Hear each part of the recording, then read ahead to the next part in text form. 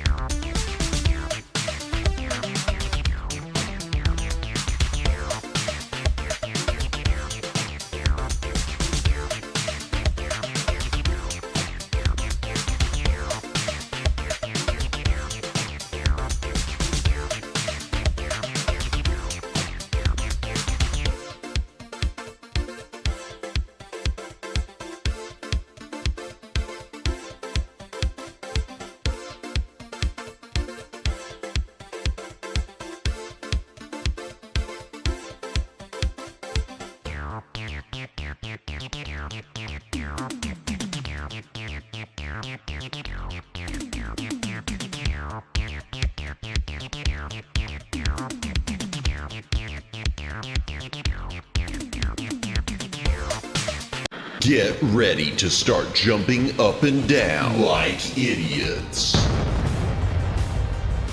I may not be the world's greatest lover, but 17th place isn't half bad. It's Madamus of the Back Library, former Cosmic Defender turned archive curator, streaming throughout every week.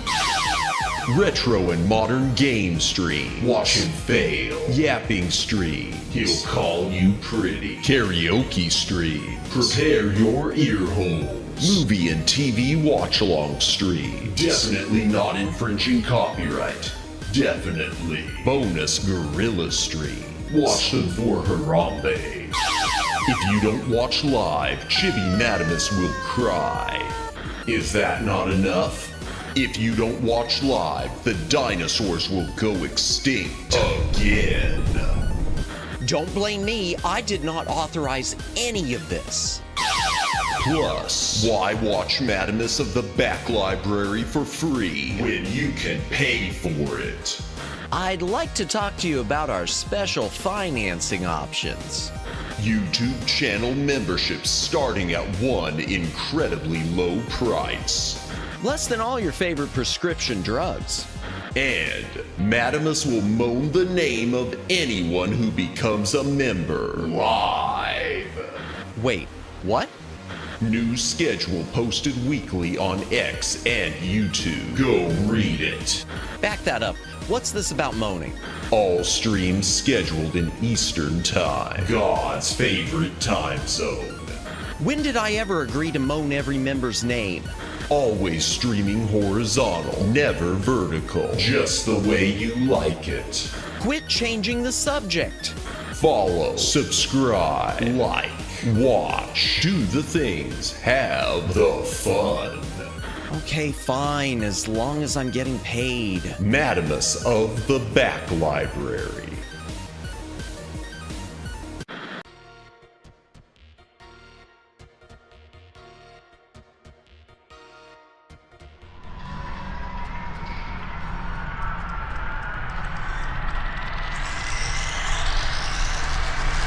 Greetings, brohams, what the dealio? Welcome to the Back Library. I am Madamus, former Cosmic Defender turned archive curator. Hail to the chat. Welcome in Omegs. Welcome in Austin. Welcome in Judd. Welcome in my ear trumpet has been struck by lightning. Thank you for the tip. and the gifted membership beer trumpet. Let me get the moan out of the way. Flood City. Ooh, woo. Now, some of you may be noticing right out of the gate that my voice is a little rough, and you'd be correct. It still is. And we're doing a reading stream tonight, so that's probably not the best thing, but what can you do? What day is it again? Oh, it's Friday. Okay. Happy Friday, everyone. I hope you all had a fantastic week. To those of you who are in the future, happy Saturday. I hope you have a good week ahead or a good weekend. I don't know what I'm saying right now. Man, y'all, I don't know what it is. I feel like I'm running low on sleep and I have overdone my throat. That said, I am looking forward to doing tonight's reading stream. Before we talk about the book that we're reading, let me think about if there's anything else I need to touch on. Oh, well, one thing I am going to mention right now, and today was kind of the linchpin for it. See right there, top right, next to my head? You see that handle? Yeah, that's going away. That is going to be changed. I'm not telling you what it's being changed to yet because I don't want it being, sniped out from under me. But that will be being changed because of, and I've kind of touched on and off about this because of the YouTube. Oh, and also welcome to the Shy Siren. Thank you for checking in before. Enjoy your family dinner. Hope we see you later. If not, then I hope you enjoyed your family dinner. I don't know what I'm saying. But yeah, because of YouTube changing the with this slow rollout, changing the chat forums here on YouTube from usernames to handles,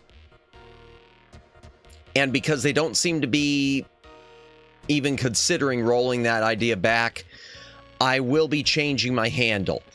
The reason is I'm kind of running into, and I've mentioned this before, I'm kind of running into a sticky spot when I go into other chats where it is showing my handle instead of my name. If they aren't familiar with me, they're calling me Back or Back Library. If they are familiar with me, they often don't recognize me and call me Back or Back Library. And I agree with you when you said it's stupid, in my opinion. Yeah, it is. It really is. How are you going, Back? Oh, gosh. Yeah, I hate it. In fact, you know what? I felt like such a stuck-up jerk tonight, like I was trying to make something about me. I headed into someone's YouTube debut stream. Lucid Multimedia has a new member, Sunny. I was in her debut and said hello, and she, hi, Back Library, and I just couldn't help myself. I typed back, hey, great to meet you. Also, it's Madamus. So don't get confused by the handle. Even though she doesn't even know me, she wouldn't know me from Adam, so it didn't even matter. And I felt like it was like I was trying to make it about me, and I wasn't. I just really hate that no one knows who I am. It's driving me nuts. First word I heard when I joined the stream was stupid. Welcome in, Daylin. Welcome in. Yeah. We're just talking about the @handle thing. Next week, that's going to be disappearing.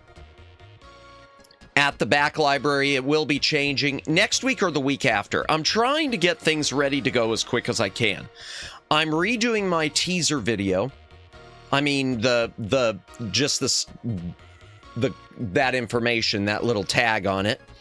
And I'm worried too, because there are a lot of channels I frequent where they've got a bot set up to call me out, to shout me out, to shout me out, and it's going to be inaccurate now. So now I kind of feel like a jerk if I go into their stream and say, hey, that's not my channel anymore. Maddo's Backdoor Man, no! Tiki Tim, no. God, that'd probably backfire even more. Yeah, I'm not going to say what it is just yet, because you never know when someone's going to watch and try to, snipe it out from under you. But I really do hate this. Okay, I'm going to say something right now, and I don't give a damn if it's politically incorrect. Welcome in, Flash Viewer. Welcome in. We are just doing the preliminary yap before the reading. And this reading stream is going to be different than past ones. Past ones have been a cozy reading stream with no introduction, really. In fact, they've been very whispered. Hi, welcome in. I'm Madamus. This is the Back Library. If this is your first time here, yada, yada, yada. This time, we're not doing that. I'm not going to be screaming the whole time. But once we start reading, it's going to be just reading. Miss Cleo, Psychic Friends reading? No! Oh, Matt's getting spicy. No, not intentionally. But last time I did try to get it, you know, extra cozy, and this time it won't be quite as cozy. Luciano, welcome in. Welcome in. I hope you are having a good night. And yeah, again, anyone coming in, if you notice my voice is rough, it is more rough than usual, but we're still going ahead with this. Oh, the not PC thing. All right, I'm going to say something right now about these YouTube ad handle things. And it's not PC, but I really don't care. You know, it's a funny thing to me. And funny as in stupid. When YouTube will give you the choice to choose any single effing gender under the sun for yourself, or make some up as you go along to put on your channel to have as an identifier when you click it, but they want to do away with chosen usernames. Explain that stuff. Explain that to me. Explain to me how I don't get it. I don't get it. We gotta have, we can't have our chosen username anymore. We gotta have the handle, but you can do whatever, you know, spin the gender Batsu wheel. Join Linux to get true freedom. You know, I'm getting close. With everything I see about Windows, Omegs, I'm getting close. With everything I see Microsoft doing more and more, I'm getting close. Every time I read something about things being in their terms of service. Oh my gosh. Okay, finally. Thank you, Streamlabs. We already announced that. We already moaned their name. Thank you, Streamlabs. Thank you. Gotta do Linux streaming, we can learn together. Yeah, that's a good idea. That is a good idea. I'd like to get a hard drive set up for it and it alone. So once I get that set up, once I get a separate SSD. Jennifer, welcome in, welcome in. I hope you are having a fantastic Friday night.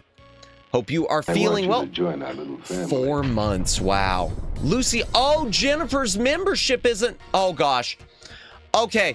Darn, yeah. Oh, I just noticed that. Boo. Oh, gosh, you tagged Fumi. Fumi Kokia. Ooh, woo. Oh, my gosh. Oh, Megs, you didn't have to do that. I want you to join Oh, my gosh. family. I've got like 5 gifted frees to give out. And you got Jennifer. You got her. I ate and I am full. Well, I hope you had a fantastic dinner, Jennifer. Let me get these explosions. You know what? Oh my gosh, ear trumpet. Thank you. My ear trumpet has been struck by lightning for the I want you to join our little family. For the gifted membership. Wow, some great tags in all of these. Great tags in all these. Jennifer, you just ate, had a great meal. Well, I guess since you're a member again. I want you to join our little family. If it'll let me talk, if the Streamlabs alerts will let me talk, I guess since you're a member again, here's dessert. Jennifer, I want you to join our little family. Of course it interrupts me. Jennifer, ooh woo. Let me get to everyone else too. Let's go, indeed. Oh my gosh. Okay, let's see. Let's get everyone else. Melody Doko. Ooh woo. I want you to join our little family. Wait for the smoke. Am the freak. Ooh woo. Noroclips. Ooh woo. Night Racer. Ooh woo. elite trainer. Ooh, I want you to woo. join our little family. And I already did Fumi. Okay. All right, there we go. So did we get everyone? Did I moan everyone? Oh, and thank you so much. Also for 4 months there. Luciano. In fact, you clued me into Jennifer having lost. We know that Jennifer is all about the oohs. No, don't make her go shy. Oh boy. I don't know why I did that. My apologies for the dessert line. I don't know why I did that. It was chicken nuggets and fries. Ooh, not the best decision, but I am not in the mood for a meal. Oh, gotcha. Well, I'm sorry you're not in the mood for a meal, but I hope you enjoyed your nuggies and fries. You know, I mean, that's just a good comfort food.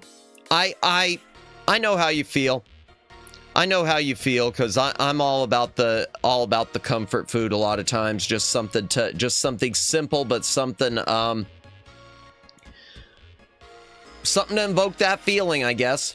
Best way to put it. But that aside, I hope you are doing well. Everyone, I hope you're doing well. We're going to do a read thing tonight. I've already vented about the ad handles. For those of you coming in late, in the next week or so, yeah, this At the Back Library is going to be changing. I've already got one in mind. Yeah, I took damage from the... Oh, emotional damage! Ooh, I am only this jealous of Jennifer's dinner choice. Yeah, honestly, that sounds like a meal like a king to me. I would have loved to have had chicken nuggets for dinner. It's so rare that I buy chicken nuggets. I'll buy like the breaded chicken patties that are frozen just to make chicken sandwiches with sometimes. But yeah, it's so rare that I do chicken nuggets. I should do those. That sounds good. Let me go ahead and get a hydration break in chat before we talk about what we're going to do. If you've got a drink, take a drink, hydrate or dehydrate. I had steak and eggs for breakfast. Man, y'all making me so jealous. I honestly don't know which I'd prefer, Ear Trumpet, because that and the chicken nuggets both sound ideal. Those both sound ideal. Excuse me, I do need to cough.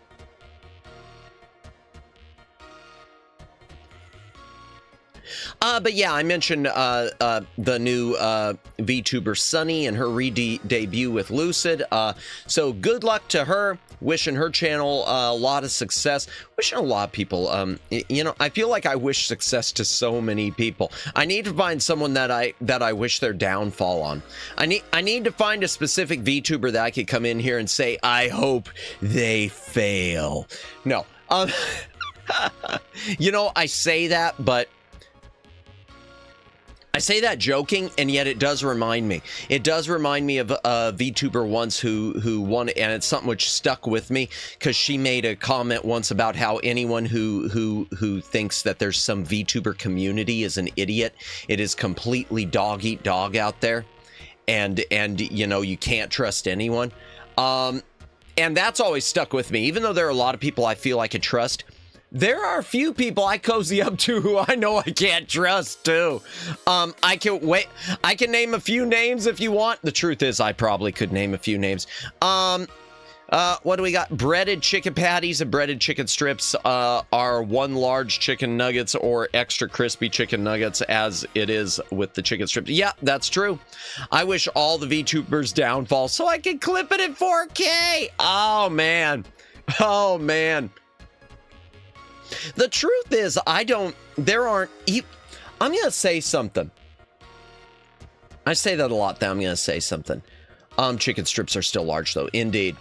Even the VTuber who we raided into those 2 times and didn't acknowledge me, I don't wish for their downfall at all. And I know they just had a big celebration for something, too. I hope that they keep growing also, and... you know, I guess my thought is, in my mind, it's sort of like I hope I could catch up to someday. So I hope someday I can reach the point where they can raid into me and I can ignore them.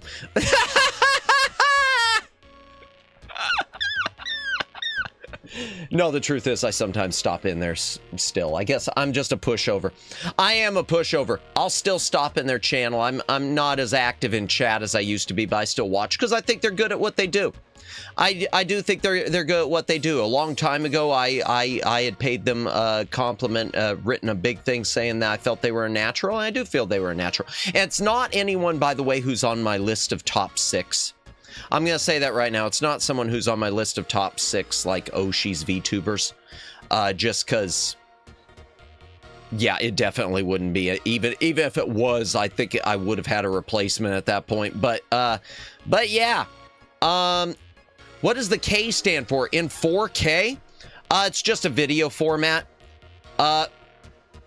What's happening? What's happening? Did the emote wall just catch up to something? I don't get it. Oh, that's a good point. Thank you. That reminds me. I don't think I've got the emote wall in the reading area. Let me copy that and paste it in. I don't know what the K stands for. In fact, Judd, it's funny you mention that because Nora Boshi Ariel had posted something the other day about how stupid the 4K was because it kilo, so 1,000, and people say 1,000, and yet 4K video isn't 4K. You know me? Of course you do. That's because I'm famous. We got a new subscriber, Kinsey Prabowo. I'm sorry if I'm butchering that name. Thank you for the subscribe. If you are here right now, thank you. If you're lurking, thank you for lurking. If you came here from one of the shorts, thanks for that, too. Yeah, something. Yeah, but it's funny. Boy, we're on a tangent already. You know, they say 4K, and yet the video itself, a 4K video, isn't 4K. None of the resolutions are 4,000. It's 3,000. Ah! Ain't no parity. Thank you for that. Oh my gosh, ear trumpet. Thank you for the super chat. Every time a friend succeeds, I die a little. Gore Vidal. You know, that reminds me of one of my favorite quotes. And I used it before in someone else's stream, and they didn't think it was funny, and I love the quote. I think it's funny. There's a quote, and I don't know if it was Attila the Hun or Genghis Khan, but it is not enough that I succeed, everyone else must fail. And it's one of those things I say, and I think it's funny, and I'll use it as a joke with people, and it's like sometimes they just don't get it. That, and I remember posting in someone's feed, someone who I love dearly, someone in their stream, and they didn't realize that they didn't even get the joke. I made something. It wasn't even a joke, actually. I thought it was made sense. I said something about it's okay because they were feeling bad about wanting to be successful, and I said there's nothing wrong with wanting all of your friends to be successful, but wanting yourself to be a little more successful. And that's the truth. I mean, really, I think it's silly to act any other way. Do I want, there are just tons. Do I want every VTuber who I frequent to be a success? Absolutely. Do I want to be more successful than they are? I'm not going to lie and say no. Yeah, it's natural. But they were like, no, I don't want to say that. Oh, come on, just admit it. Come on, you want to be everyone wants to be, no one wants to be number 2. Well, I wouldn't mind being number 2, but you know, generally speaking. What do we got here? What did I miss? Madamus, I should become a VTuber so we can have a fake rivalry like the Halo, was it 4 or 5 video game marketing had between Spartan and Master Chief, and we could say, I hope the other fails. Really? Did they do that? I missed that. I am so unfamiliar with Halo. There's another one. I've never played Halo. I know what Halo is. I've never played it. FPS games just have never been my, you know, Matt on his bronze kneecap art. Yeah. I mean, really, I wouldn't even mind taking the bronze. Honestly, I do sort of am. I'm going to just say one of those things that I hope someday. It's not even winning it. I hope someday I get nominated to one of those VTuber awards or the up and coming ones with a hidden gem thing. I'd love that someday. Daylin, speaking facts, drama gets the people involved. That's the truth. Sad but true. Sad but true. Sad but true. That quote you made is also attributed to... Is it? Okay. Okay, because now, the first place I remember hearing it in Superman 3, and it was Robert Vaughn who delivered it. And, of course, Robert Vaughn, if you've ever heard Robert Vaughn as an actor, he always had such a unique delivery. How did he say it? Let me see if I can do a Robert Vaughn impersonation for everyone who doesn't know who Robert Vaughn is, so you can act like I did it perfectly. A man once said, I believe it was Attila the Hun, "It is not enough that I succeed, everyone else must fail." I love Robert Vaughn. R.I.P. It's disputed. Is it? Is it? And that's fine. It's a great... You know what? I don't care who says it's a great quote. And both of those are great quotes. Both of those are great quotes. There's nothing wrong with... And yeah, there's... Yeah. I just hate when people can't take it as a joke. I just can't take it. I hate it when people can't take it as a joke. I'm trying to think, actually. I am thinking, just a moment as we sit here, and I'm not going to say names. If there are any VTubers I want to see fail.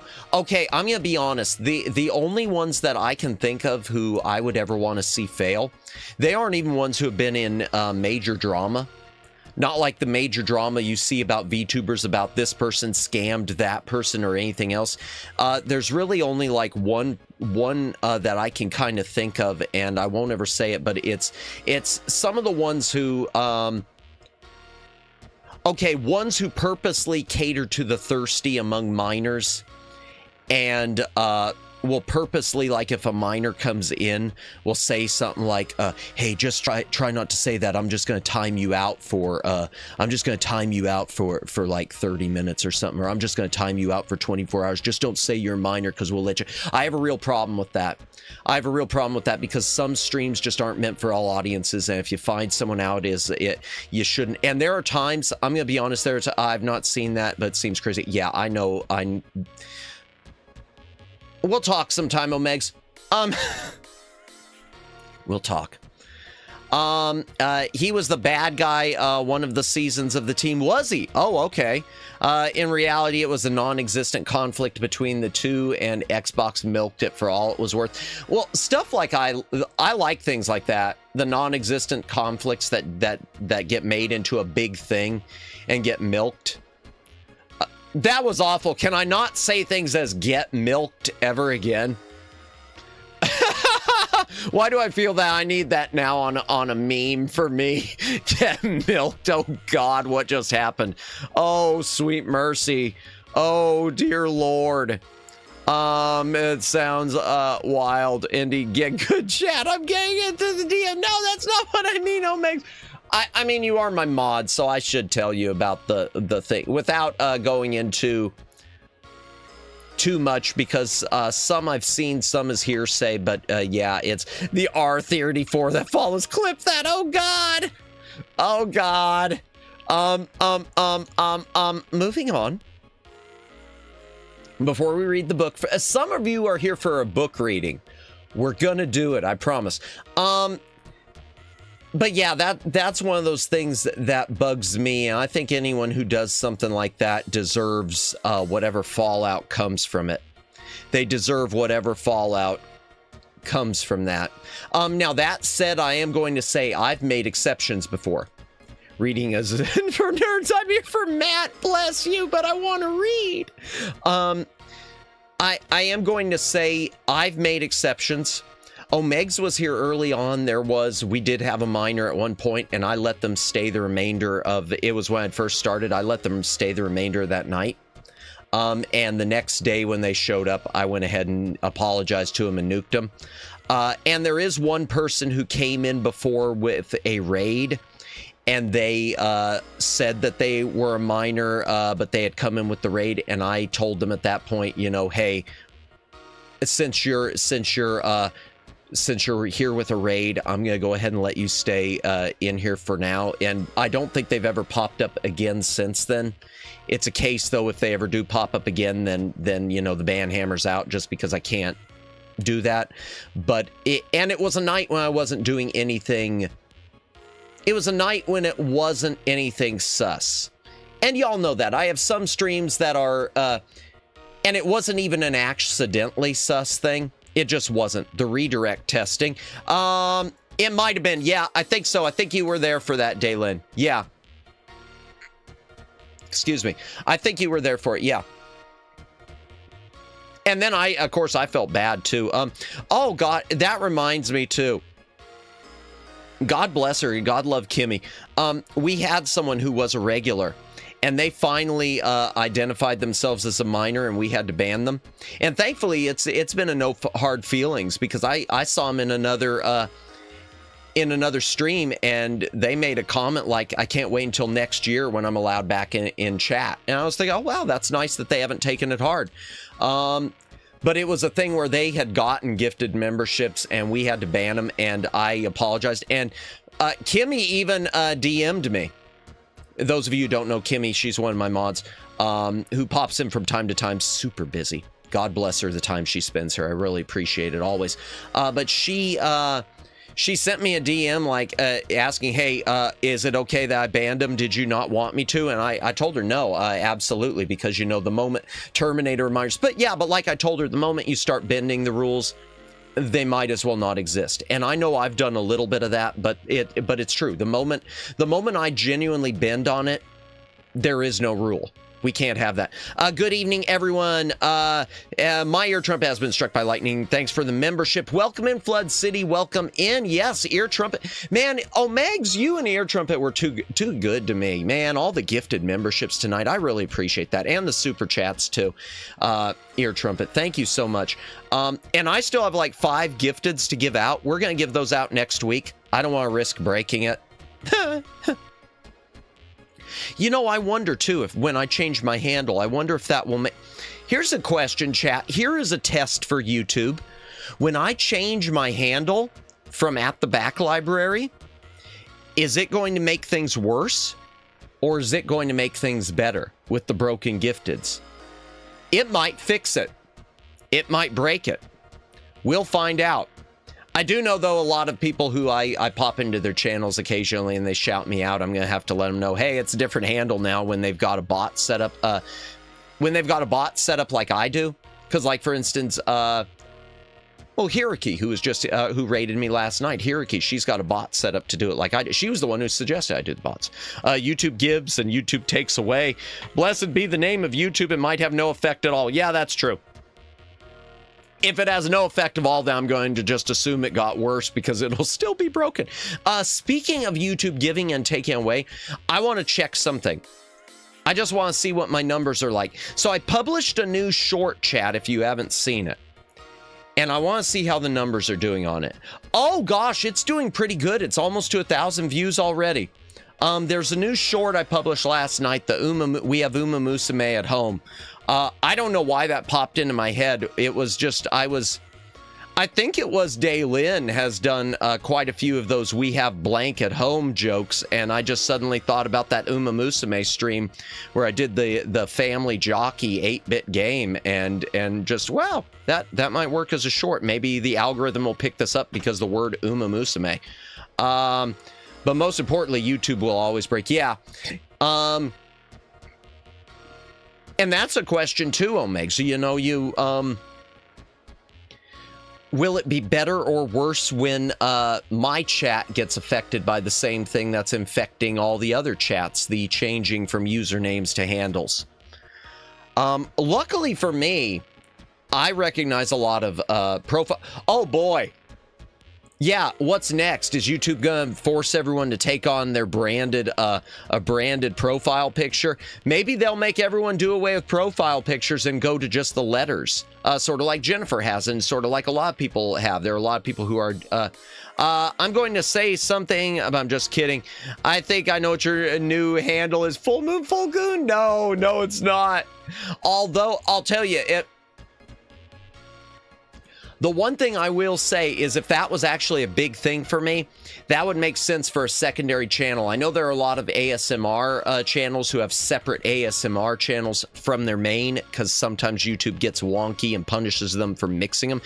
Evening! Welcome in, Alex. Welcome in. I hope you are having a good Friday. I hope you've been able to get plenty of rest because I know you have a heavy schedule sometimes, but welcome in. I know you've been live all week, but I haven't been able to hang out due to work. Hey, no worries. Or just being exhausted after work. Honestly, I feel your pain. Respect the grind, Alex. And thank you for just stopping by even to say hi. Genuinely, I appreciate it. I know people have so much work. I'm lucky right now, because I've effed up my life enough that I don't have to worry about quite as much of that heavy grind. That sounds horrible. I'm lucky that I screwed up my life so that I don't have to grind as much. No, that isn't really a lucky thing, but you know what I mean. Let me put it to you this way. I'm lucky that I am in a position right now that I've got the extra time to go live. But I mad respect those who are working their asses off every day, like you. Thank you so much. I really do appreciate it.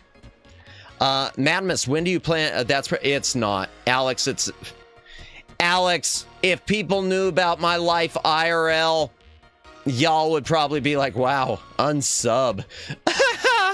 It's not lucky. It's not lucky. Respect. And I hope you're able to get plenty of rest. I hope you're able to get plenty of rest. I hope work treats you well, and I hope you get into a position where you won't have to work quite as hard as you currently do. And thank you for just stopping by. It is always appreciated. What were you saying there, Madamus? When do you plan to change the handle? I'm thinking of temporarily disabling the gifting setting right before, then later re-enabling it after, if it might actually be useful somehow. It's going to be within the next week or two, Daylin. It's not going to be this week. If it happens this coming week, it'll be at the end of this coming week. But I'm probably thinking the week after, probably the week of the 16th. Because I'm trying to get things set up for it as quickly as I can. The one thing I just can't do anything about is the fact that every single video of mine says at the back library on the screen. I wish YouTube offered an option with the editing of videos where you could put a censor bar over something. But that ain't there. All I could do, I mean, I could remove them all and re-upload them, but then there go every single view I've ever had. So I'm kind of stuck. Kind of stuck. Okay. Excuse me, chat. You know, we've been yapping for 40 minutes. Why don't we go ahead and head into the reading room? I'll tell you more about the book we're going to read, and we can actually start doing this darn thing. Sound good, chat? Let's head into the... I hate to call it the reading room. Never enough yap. Man, last night I really overdid the yap. Make sure to censor the feet while you're at it. I don't have feet. Actually, my model does have feet, but they have shoes. I don't think the shoes are even removable. This, y'all, if I were to show, okay, if I were to send my raw Vroid, where they could go through it and pick it apart, if I were to send this Vroid to, let's just say, someone who does a ton of 3D models, let's say Fumi Kokia, who, if you have not followed Fumi Kokia, do so. Fumi deserves all the love. I hate making comments like, people make comments like, I don't know why you're not already at 10K subs. Well, she deserves the subs. She deserves more subs. So if you ever, in fact, I'm going to post her link. Just a moment. I want to show, I really want to do this. Just a moment. Where is it? Copy. Paste. Fumi is very cool. We love Fumi. If you haven't followed her channel, please give her a subscribe. Fumi, the thing about Fumi is Fumi works really hard. And that work deserves to translate into subscribers and whatnot. I can't tell you how many models she has. Fumi designed not only her first, she's designed every single one of her own models, 3D and 2D. And she does them a lot and does them for fun and makes changes and has all sorts of different things. It's so the effort she does, and I'm blown away by it. I'm blown away by stuff. In fact, she did a 3D model recently for Rhea. I am going to tell you right now, that 3D model she did for Rhea Sumire, it is so one for one to her 2D model. I would have thought it was not a fan-made model. You look at that thing, and I would swear that was a very, very expensive 3D model bought and paid for somewhere. The fact that was a fan-made model, and it blew me away. It was so one for one, and the detail and everything, it just blew me away. Blew me away. So yeah, but like I was saying about my thing when we talked about the feet, my model chat, my Vroid, I customized this and did it myself. Followed a lot of tutorials. That said, I did a lot of stuff wrong. If I were to send my raw Vroid files to Fumi or someone to edit ever as a starting point to do me a new model, I think the reaction would be just to scream WTF.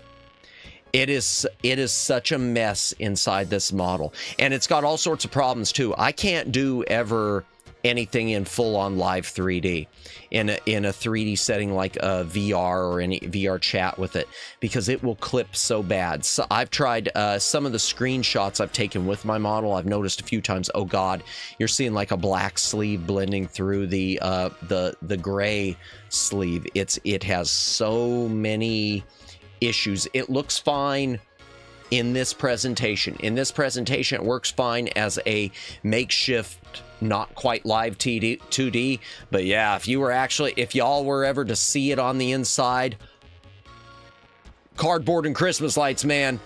I bet Madamus is full of issues. Yes, inside Madamus is full of tons of issues. Yeah, in fact, I'll be honest, I've been kind of looking forward to this. I was kind of dreading streaming tonight, but I was also looking forward to it because I did have a really rough day.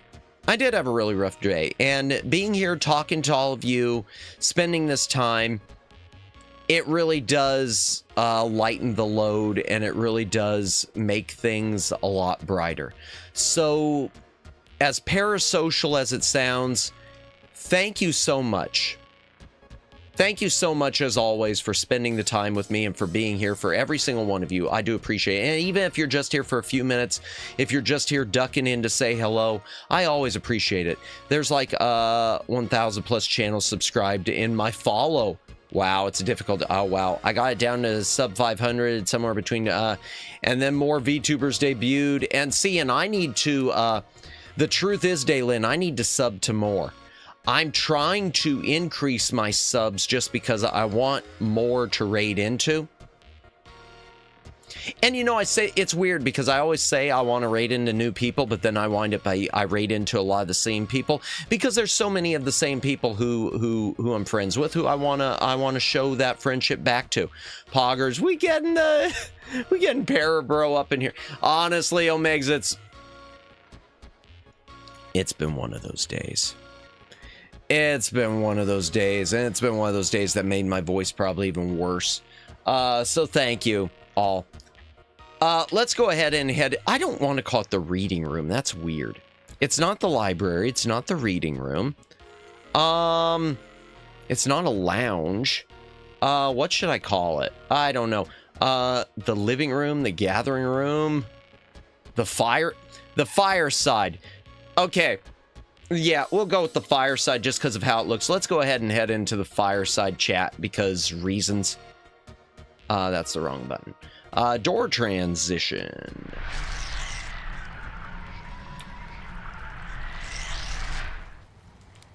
Story time with Madamus. And let me hear, how does that sound? Yeah, we still got the crackling fireplace and the rain outside. I'm going to be honest with you. This artwork, it might be AI generated. At the time I downloaded it, it did not specify if it was AI or original. Now, I made tweaks to it. As far as like the contrast and the color and whatnot, but the actual thing, it might have been an AI, and I hate that. Someday I'll pay for a real one. Someday we'll get a real one. So as you can see right next to me to the left, chat, and let me take a quick hydration before we talk about it.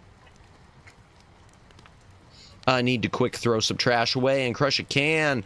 Return quickly, but lurk. Enjoy your lurk. Thank you, Daylin. Appreciate it. Hydration break, chat. If you got a drink, take a drink. Hydrate or dehydrate.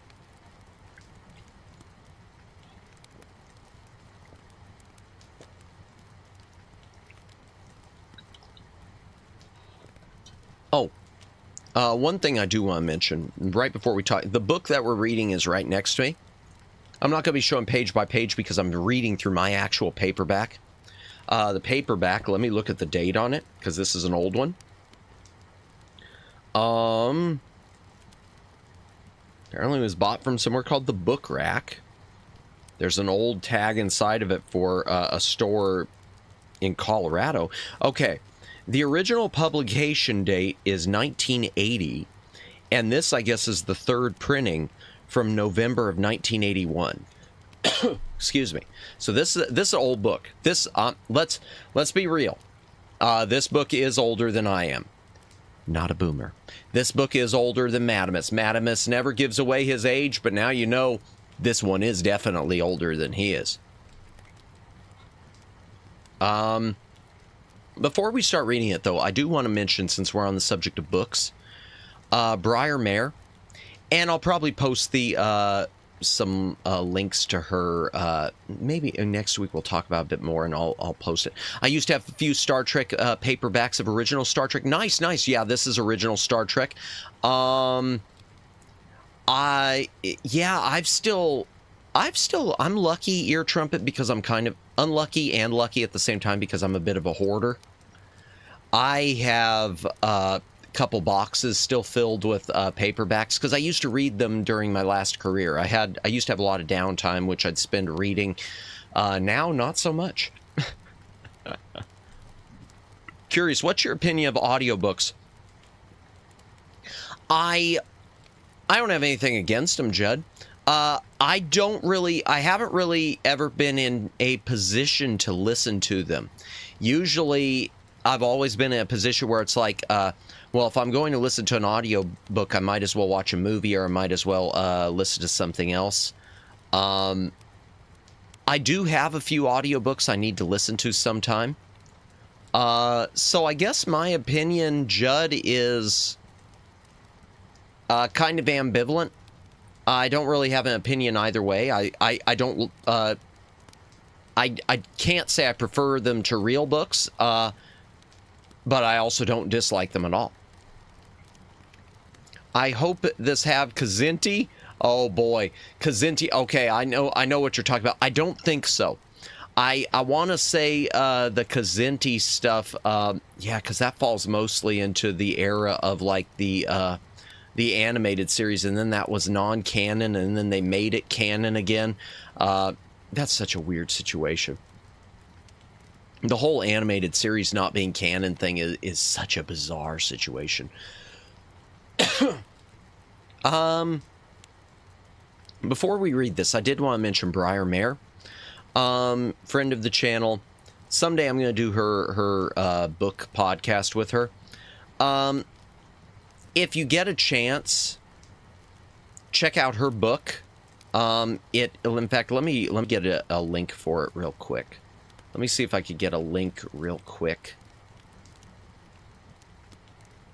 for the, okay, just a minute. It's not in here.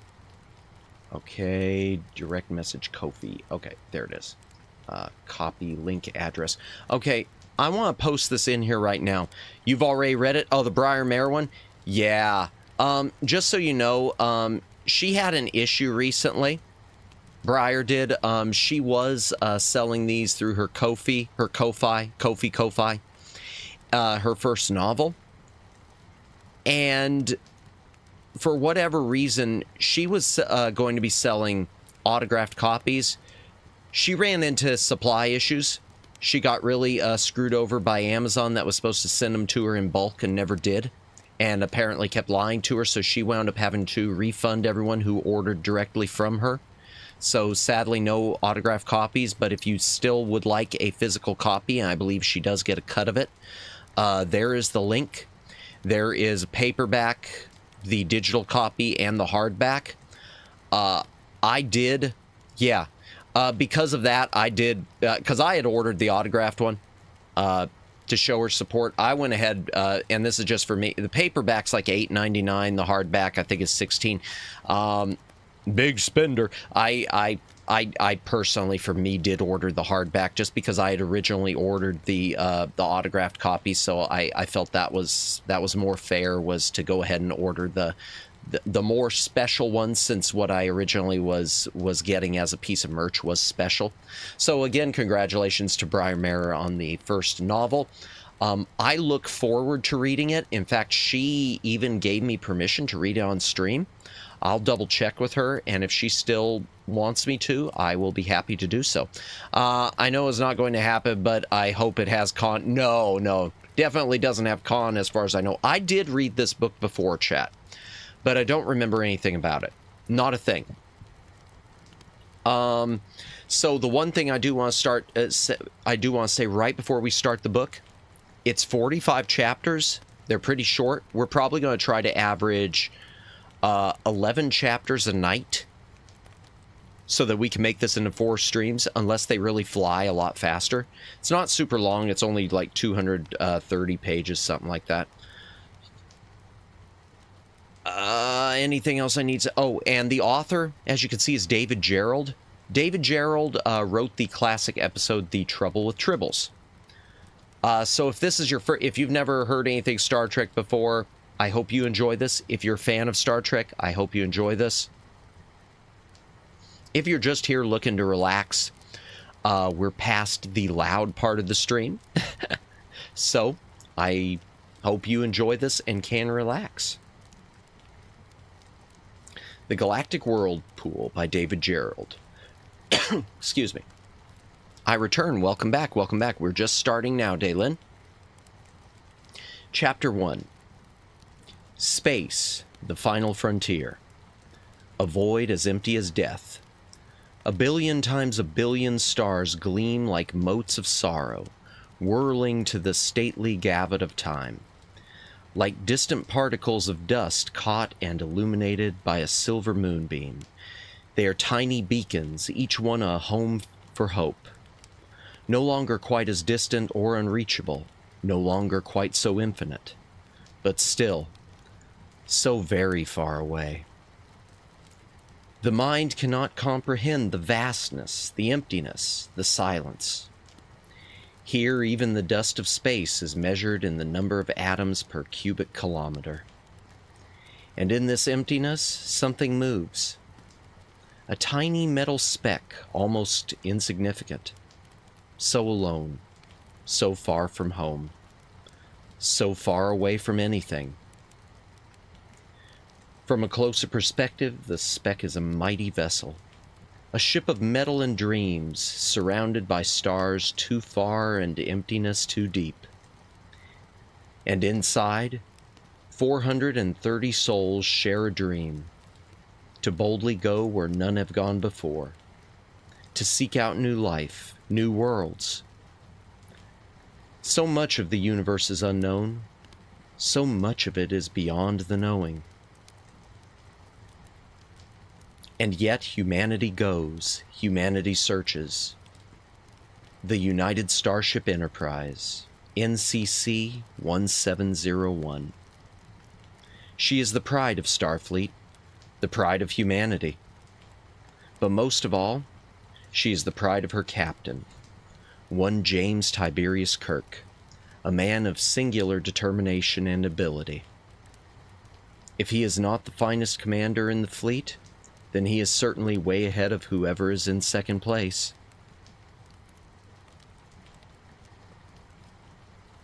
Years before at the academy, this particular ensign, James T. Kirk, had so excelled in one particular debate on the virtues of a republic that he was christened by his classmates the last of the Claudians, a reference to the family that had produced the first 6 emperors of ancient Rome: Caesar, aka Julius, Augustus, Tiberius, Caligula, Claudius, and Nero. The nickname lasted about 3 minutes before a senior officer, an Englishman named Graves, whose responsibility was the historical instruction of cadets, remarked, "The last of the Claudians?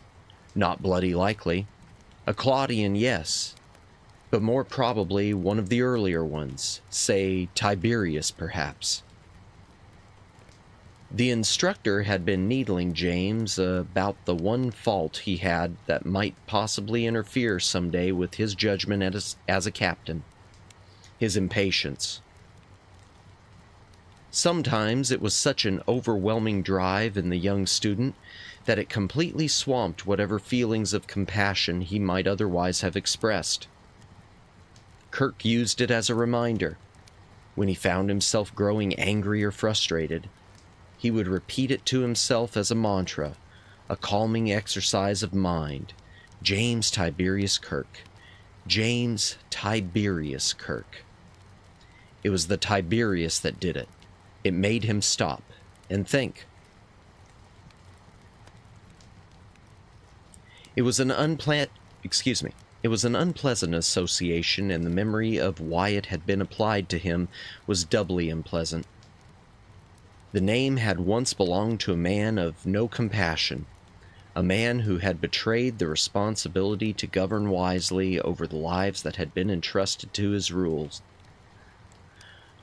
Whatever other mistakes James T. Kirk might make in his life and in his command, he would not make that same mistake. He would not give anyone reason to compare him to his namesake. Instead, he would act in as rational and intelligent and humane a manner as he could, and that required that he always act in the most positive of ways. It produced in him a sense of deliberate compassion. By the time James Kirk had assumed command of the Enterprise, the process had become a conditioned reflex in his mind.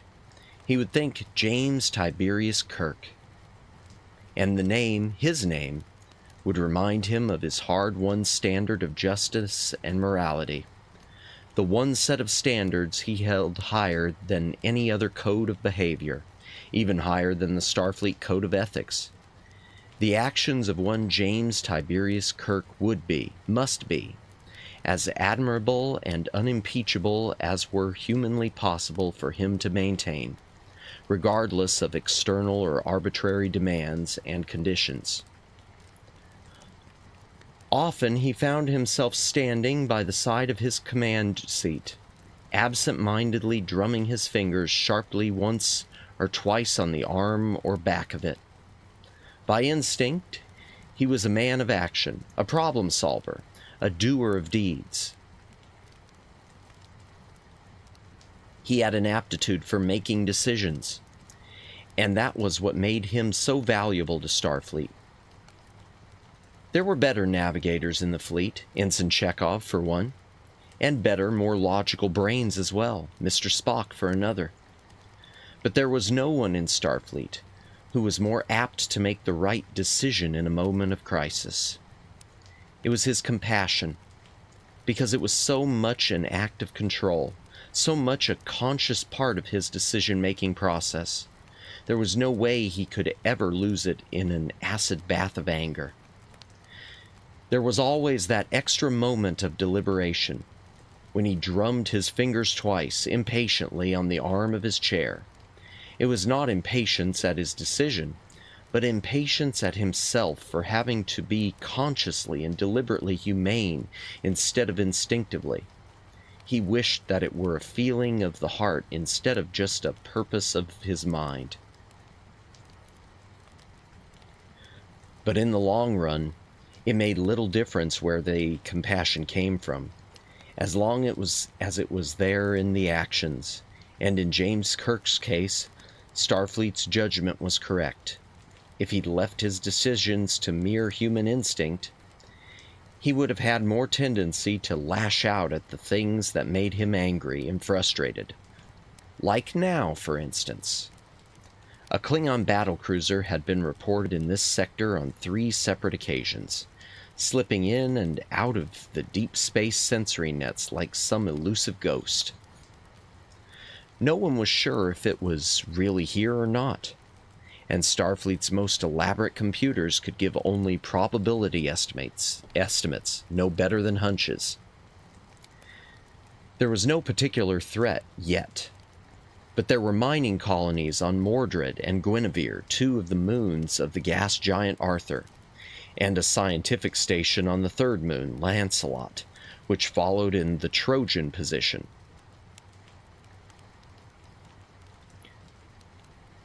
Let me read this. The Trojan position, it's got a notation here. If the Earth and the Moon are thought of as the 2 points of an equilateral triangle, then the 3rd point is the Trojan position. There are 2 Trojan positions, one traveling ahead of the Earth in its orbit, and one trailing. An object placed in the Trojan position will continue orbiting in a triangle with the host bodies. The Trojan position is a good place to station a space habitat. Okay, so back where were we? Let me just start this paragraph over. Y'all gonna get so comfy, knockout. Sorry if I've been missing everyone's chat. I'll read over a lot of it as we finish up the chapter before starting the next. There was no particular threat yet, but there were 2 mining colonies on Mordred and Guinevere, 2 of the moons of the gas giant Arthur, and a scientific station on the 3rd moon, Lancelot, which followed in the Trojan position, that were under Federation protection, and the Enterprise had been dispatched abruptly to this otherwise unimportant quadrant to investigate the reports. This was a mission of true Cold War diplomacy, a show of colors to demonstrate that the Federation stood ready and willing to defend its rightful sphere of influence and maintain the rights of its citizens. The Klingons were probably only sharking, testing the defenses, so to speak. But even those elusive feints had to be responded to. If the strategic policymakers of the Klingon Empire sensed weakness in the Federation, they would move to exploit it. Kirk had been carefully instructed on this mission. Seek out unknown vessel or vessels in the quadrant and investigate. If said vessels are of a neutral or allied sphere of influence, offer them whatever assistance they may need, and do so with the full support of Starfleet and the Federation. If said vessel or vessels are of unknown nature, you are to use established procedures to initiate peaceful and friendly relationships. If, however, said vessels are of a hostile nature, your duty is to meet and withstand whatever threat may be posed to the safety of the Federation and its citizenry. You are empowered to take whatever steps you and your advising officers regard as necessary in such case, up to and including the capture and/or destruction of said hostile vessels. At the bottom of those orders, Admiral LaForge had added, "May you act with the spirit of humanity." Kirk had smiled when he saw that. The Admiral was an old friend of his. The LaForge family had been breeding fine art officers for Starfleet since Admiral George LaForge had commissioned the light cruiser USS Detroit, 270 Earth years previously. The current Admiral LaForge had been the one to recommend James T. Kirk to his appointment at the Academy so many years before. It was a trust that Kirk intended to honor through his service to the fleet. He was willing to do whatever his oath to Starfleet demanded of him. It was the not doing that was driving him crazy. They had been searching the quadrant for 12 days now, in an ever-widening spiral with its center at the last known high-probability nexus. But if there were a Klingon warship, or even any other kind of vessel in the quadrant, they hadn't found it yet. Not even the remote-sensing deep space buoys had reported any contacts, or even probabilities. It was maddening. And in his impatience, Kirk even questioned Starfleet's wisdom in ordering the mission. If they dispatched a cruiser-class starship every time the Klingons fainted at the borders, they would be pulling men and material away from areas where they were badly needed. The Klingons could weaken both the defenses and economy of Starfleet just by a constant process of distraction. But Starfleet knew best, most of the time. Kirk sighed aloud, a gentle exhaling of his breath. "Sir?" It was Lieutenant Uhura. "I beg your pardon?" "Lieutenant? I thought you said something." No, Lieutenant. I was just thinking. That's all." He turned his attention back to the big forward view screen. On it was displayed a computer-generated schematic of their search vectors superimposed over a variety of probability wedges, colored according to their priorities.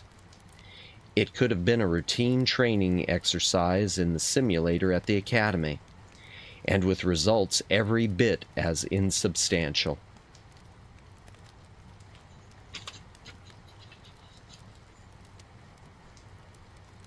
Kirk realized he was drumming on the chair arm again and forced himself to stop. He stepped across the bridge to the science station. Mr. Spock looked up from his hooded viewer with impassive eyes at the sound of Kirk's approach. "Spock?" Kirk's look was hopeful. "Anything?" "Negative, Captain." Kirk nodded in annoyance. Somewhere there's a Klingon battlecruiser with a very self-satisfied captain. This feels like another one of Koloth's little maneuvers. He's probably laughing himself silly over the left-handed quark hunt he sent us on. Spock replied with his usual careful indifference. "It is a well-known fact, Captain, that Klingons are easily amused." Kirk had started to turn away. He turned back. "Mr. Spock, that sounded suspiciously like a joke." Spock deliberately raised one eyebrow and coldly returned the captain's stare. "Sorry, Captain, I forgot myself." It was a gentle game that Kirk played with his half-Vulcan science officer. Chiding Spock was his way of trying to reach the human part of his soul. Kirk had never had reason to consider whether or not Spock appreciated the transactions. He took Spock's annoyance at face value. If he'd thought about the relationship at all, then it was the implied denial of Spock's human half that Kirk found, not grating, but somehow illogical, if such a word could be applied to Spock. Spock lowered his voice thoughtfully. "Captain, while you're here, there is one anomaly that one of the deep space buoys recorded, but the readings are not clear. The anomaly was on the very fringes of the sensory net some time ago, and it was a sublight reading. All we have are probability factors on it. Could it be our Klingon friends? It's unlikely. Not with these readings. A Klingon vessel at that distance would have registered. This is something either very large or with a very high sublight velocity, or both. Whatever it is, the fluctuation of its singularity envelope registers as the expression of a very large realized mass with a very specific vector quality." Kirk eyed his first officer with tempered amusement. Vulcans did love their jargon, didn't they? Never mind. He had the more immediate problem to consider. But it's not a Klingon, No, not a Klingon, Spock confirmed. I don't suppose you have any thoughts on what the object might be, do you, Mr. Spock? The anomaly could be an artifact, but it would be illogical to speculate without more information. Right. That was one answer Kirk already knew. Usually if Spock had any thoughts on a matter, he included them with his report of the data. It was part of the personal efficiency which his Vulcan heritage demanded. But there was an equally compulsive excuse me, chat, sorry about that. But there was an equally compulsive quirk in Kirk's psyche that also demanded personal verification. He had to ask anyway. Kirk had always had the vague inner feeling that Vulcans were perhaps a little too deliberate in their logic, and that part of that deliberation somehow mitigated against the volunteering of information, even though his long experience with Mr. Spock had shown that such was not the case, at least not with Mr. Spock. Kirk began thinking aloud. We could go check it out, couldn't we? He placed his hands casually behind his back and rocked gently on his heels. Just as casually, Mr. Spock took up a matching pose next to Kirk, but without the heel rocking. It would not be illogical to investigate. And we have been searching this quadrant for 12 days without any evidence of a Klingon warship. And we ought not to go home completely empty-handed. Spock nodded in agreement. Starfleet would want the anomaly investigated in any case. We might as well save them the effort while we're out here. We haven't found anything else in this quadrant, and we have searched a very large area, and we are getting bored and frustrated. It would be a diversion. It would be good for morale, but he didn't say this last part out loud. At the helm, both Chekhov and Sulu were looking up, bemusement gradually giving way to interest. Lieutenant Uhura also glanced up from her communications console. But on the other hand, Kirk continued, now arguing the other side of the question, it is definitely not our Klingon Phantom, is it? It is extremely unlikely, suggested Spock. So, it could be considered a... Kirk chose his words with care. A dereliction of our mission to break off the search and go see what this anomaly is, don't you think? Undoubtedly. Even so, James T. Kirk continued, pursuing the thought like a Socratic scholar worrying at a bone of contention. Even so, what if this anomaly is something? He brought his hands up before him, gesturing as if to enclose the thought. Something beyond the experience of the sensory buoys. Some new Klingon tactic, perhaps. Spock gave a sidewise nod of consideration. That thought had occurred to me. It would not be the first time that a Klingon warship has tried evasive maneuvers specifically to confuse the deep space sensory nets. I considered that perhaps the anomaly might be the sensory ghost of a shielded vessel. Kirk seized upon the thought. Could you give me some odds on that possibility, Mr. Spock? But he didn't want to seem eager. He continued to rock back and forth, staring ahead at the view screen. Spock also gazed at the huge panel, as if in deep consideration. There were none of the usual telltales that betray a shielded cruiser. I would hypothesize there's maybe one chance in 1,000 that it could have been a Klingon battlecruiser. 1 chance in 1,000, Kirk mused deliberately. 1 chance in 1,000. Even so, even if there were only... What was that? 1 chance in 1,000? Shouldn't we investigate? Sulu and Chekhov exchanged a glance. Chekhov began setting up the problem on his astrogation computer. Sulu prepared to set up the new course instructions. Spock suggested quietly, "There's probably not one chance in 10,000. One chance in 10,000, Kirk considered that. Perhaps not one chance in 100,000, or even 1,000,000, Spock continued. Kirk turned his head and looked at him. You're not helping me. You're not helping with that, Mr. Spock. Sorry, Captain. There was a smile in Kirk's expression now. Yet, wouldn't you agree, Mr. Spock, that no matter what the odds, whether it's a Klingon vessel or not, if we don't go, we don't find out what it is at all, do we? There is that, Spock admitted. And our mission is to seek out new life and new world. Oh, excuse me, that was Spock. Let me back that up, sorry. My mistake.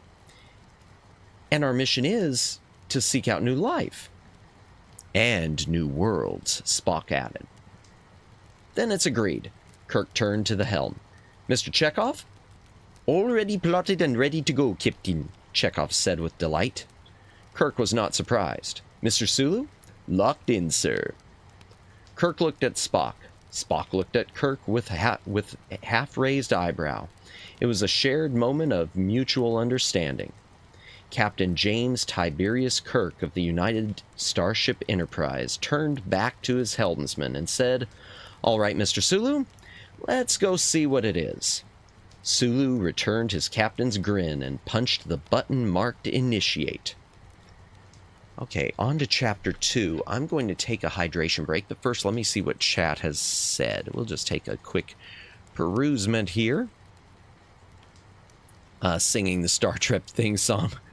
The big Geet star. Leroy Jenkins. I mean, James Tiberius Kirk. Oh, dear. Leroy Jenkins. Y'all gonna get so comfy, you're going to knock out. I do, yeah, low-hanging fruit, but I won't take it. It's always the Klingons, yeah. No worries, Madness. I'm just cracking jokes to come to mind. Feel free to read them. Feel free to ignore them. I'm kind of like MST3K in the not-too-distant future. I wisecrack jokes. That works. Night Judd. Oh, good night, Judd. Pop in to say hello before I got to head out for my cats. Hey, Hiraki. Thank you for stopping by. Enjoy your time with your cats. I'm sorry I didn't say hello when you came in. I did not look at the screen. The Phantom of the Klingon. Gadamus in Taming the Phantom Klingon. Oh, dear. Apologies for coughing. Hydration break, chat. If you've got a drink, take a drink. Hydrate or dihydrate. Once again, thanks for everyone who's listening tonight. If you're lurking, thank you for doing so. If you're VOD watching, thank you for doing that. Very, very interesting. Welcome back, Judd. Okay. Chapter 2, Star Trek Episode 1, The Phantom Klingon. Oh, dear. One thing I found interesting was the mention of an Admiral LaForge. This book was written in 1980. It was published in 80, and this reprint is from 81. So that is, I mean, that's 7 years before Star Trek The Next Generation with Commander Geordi LaForge. I wonder if Gene Roddenberry might have poached that from this novel, because, I mean, Gene Roddenberry and David Gerrold were friends.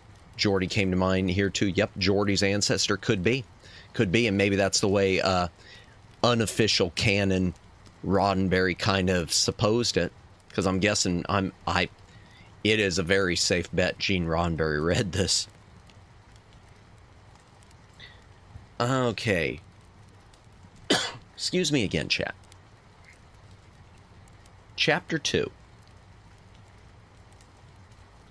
As a matter of fact, Spock had been brooding about the anomaly for some time before mentioning it to his captain. It was one of those vaguenesses that carried just too much opportunity for error, and Spock wanted to be certain that there was something there before he reported it. Unfortunately, the statistical likelihood of the presence of such an indicated artifact was so low as to preclude even the smallest level of certainty.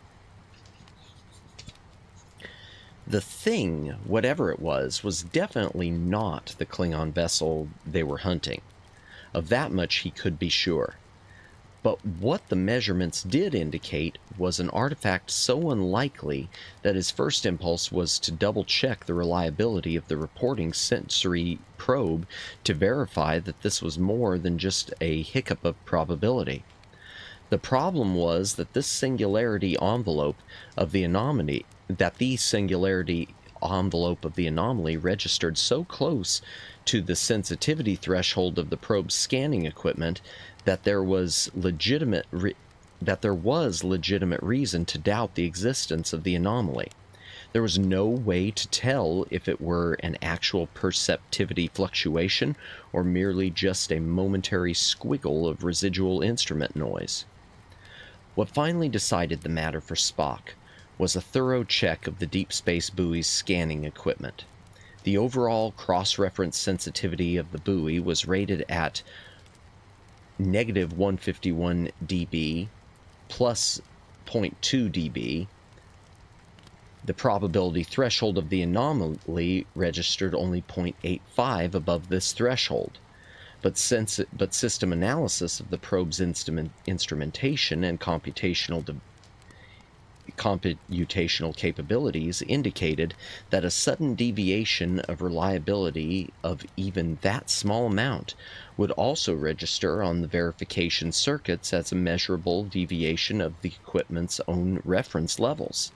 And of course, such a deviation would have triggered a corresponding downgrading of the reliability of the information by the logic circuits of the probe's own probability monitors.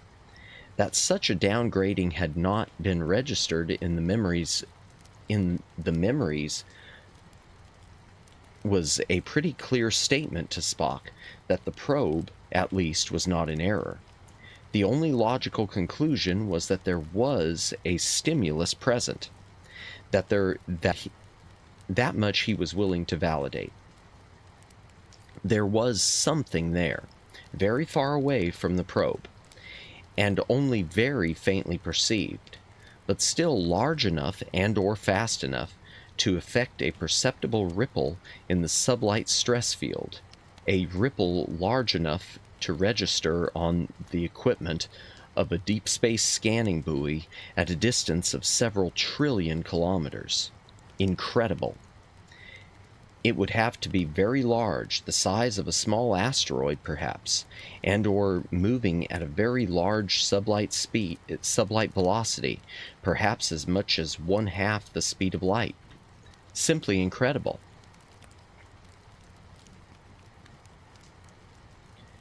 There were times when the maintenance of composure as mandated by his Vulcan heritage was a very difficult responsibility indeed. That he would have to wait some hours for additional information about the anomaly was almost enough to tempt him into a momentary flash of impatience. Not that he would ever display such a feeling, of course, but the mere internal existence of it in itself was enough to produce a qualm of conscience and possibly even self-annoyance. Spock took a half-second to note the existence of the thoughts, then filed them in that section of his memory reserved for such, along with a resolution to re-examine his regimen of disciplines. Perhaps he might schedule for himself the performance of an additional series of meditational exercises of emotional control. He must not allow the human influences around him to dilute his senses of analysis by weakening his internal control. This entire process of analysis and resolution had taken him less than 3 seconds. And already he was wondering if perhaps he had taken too long to come to the appropriate conclusions, and wondering also if that were additional evidence of the human influences both within himself and without. However, Spock resolved not to pursue that train of thought any further. Too much self-analysis was counterproductive, in that it used up valuable on-time without producing worthwhile results. The Vulcan satirist, T'Pshaw, had summed it up thus: overemphasis on the examination of one's rationality is a good indication that one ought to have one's rationality examined. The Terran philosopher Solomon Short had phrased it, "This neurotic pursuit of sanity is driving us all crazy." An unorthodox phrasing, perhaps, but the thought was valid. Having put a coda on that train of thought, Spock turned back to his science station and began preparing specific analysis programs for the anomaly when they finally closed on it. Its origins would be particularly interesting. Behind him, Captain Kirk had returned to his command seat and was dictating a private note. Captain's Log, Stardate 4496.1. We have broken off our search to investigate the presence of a sensory anomaly. First Officer Spock notes the extreme unlikelihood that the anomaly is related to the object of our patrol. However, the anomaly is so unusual that investigation seems worthwhile. He hesitated, frowning. What else was there to say? Nothing, he decided, and clicked off. Lieutenant Uhura, he said, what's the projected subspace radius at the anomaly? 163 hours, plus or minus 20 minutes, Captain. She turned in her seat to face him, one hand reflexively reaching for the One hand reflexively reaching for the Feinberger device in her left ear.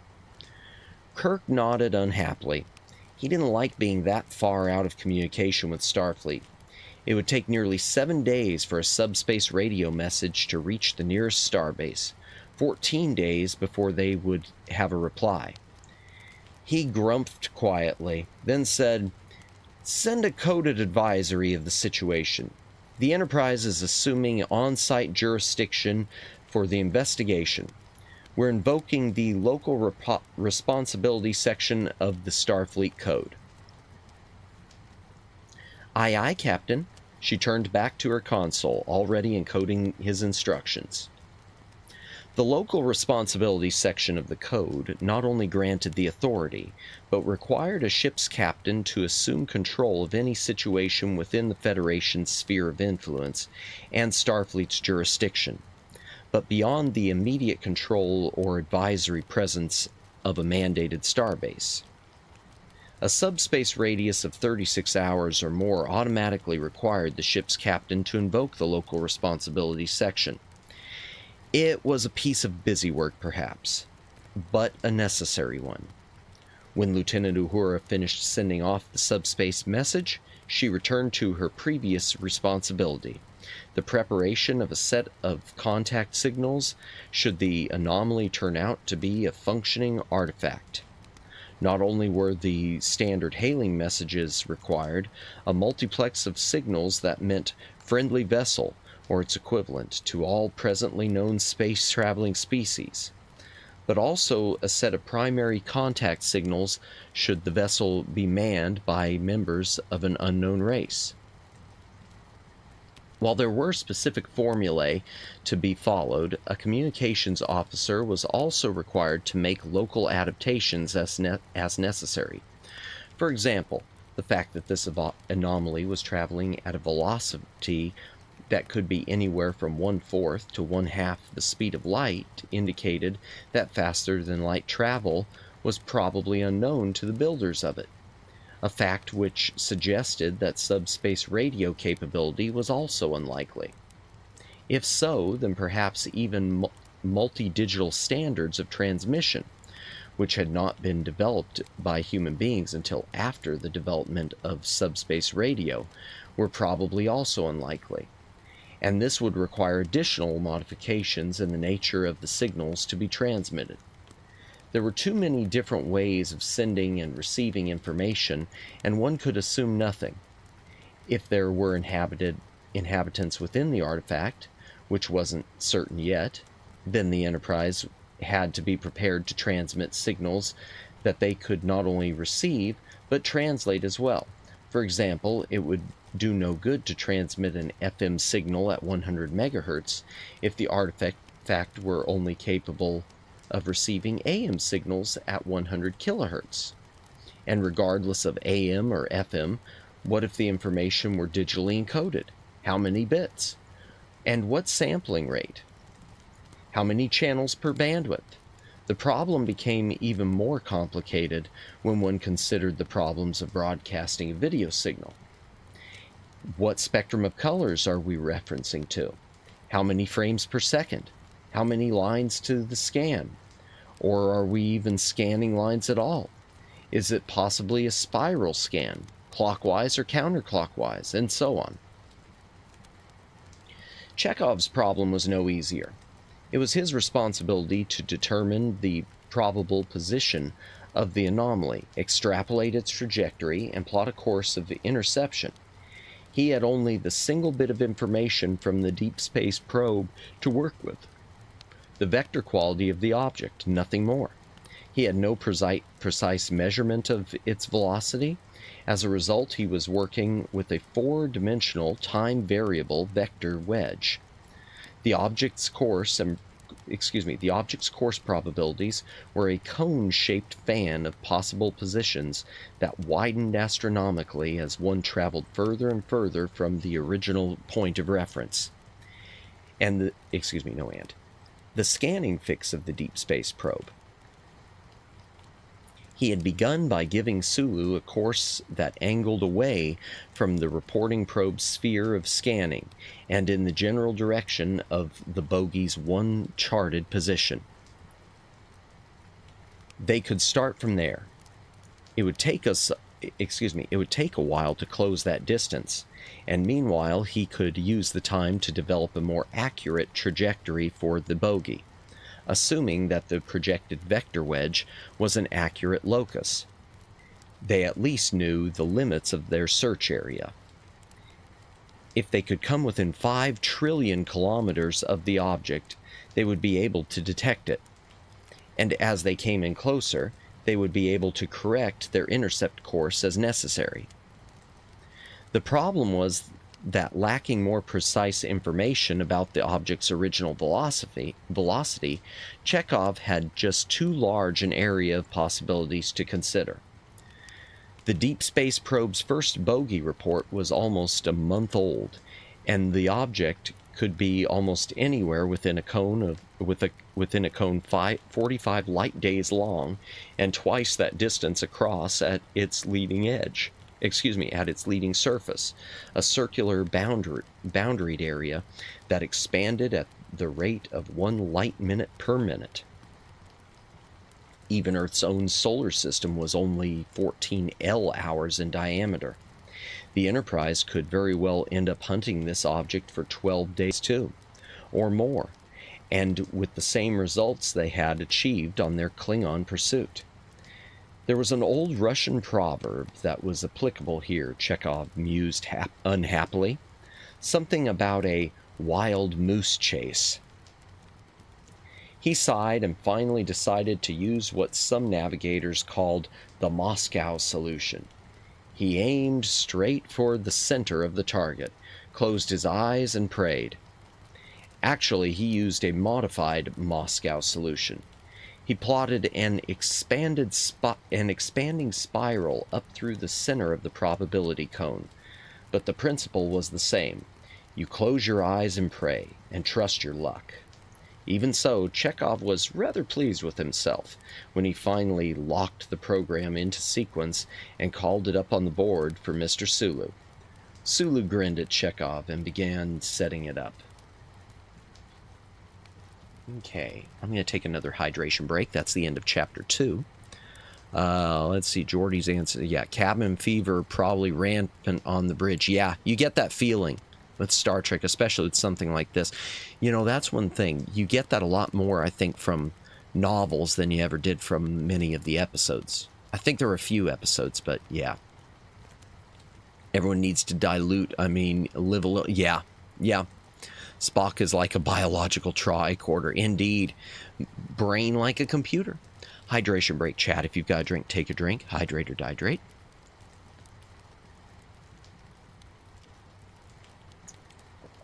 And once again, thanks everyone who's hanging out here tonight. I do hope you enjoy this. If you're lurking, thank you for lurking. If you're VOD watching, thank you for VOD watching. If this is putting you to sleep, I'm genuinely glad. I hope you get a good rest out of it. That said, we will still be rating in to someone when it's over, so get ready to be snapped awake.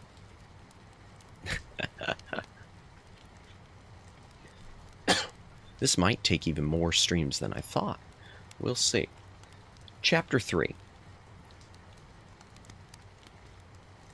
If I'm going to do 12 chapters a night, maybe. Chapter 3. In all probability, there wasn't any object. The odds were against its The odds were against its existence. And if there were an object, then the odds were even more against its discovery. By any system of logic, the chances of discovery were so minuscule as to border on the fantastic. The notorious Murphy coincidence would look inevitable by comparison. But then, this was the USS Enterprise that was searching. So they found it in 39.14 hours and 23 seconds. That was the initial contact. It would take another hour and 32 minutes to close with the object. On the bridge, Captain Kirk was very pleased. I knew they were good, he said to himself. I just didn't realize they were this good. The object was huge. Even from this distance, the instruments confirmed that it massed many megatons. And it was fast. For a sublight object, that is. It was traveling at nearly 1/3 light speed. In fact, the Enterprise's problem in rendezvousing with the object was not so much locating it, but catching up to it. The paradox here was that most modern starships were built to travel either very fast or very slow, on a cosmic scale, that is. It's the speeds within those two extremes that are difficult to achieve. There is little need for a starship to travel at 1/3 the speed of light when it already has the capability of achieving realized velocities many times the speed of light with its warp drive. And impulse power is more than sufficient for maneuvering within a star system, where higher immediate velocities would be wasteful and redundant. Impulse drive was efficient, to be sure, but like the ion drive technology it was based on, it had its limitations. The use of it to push a starship up to 1/3 light speed would take many days of acceleration.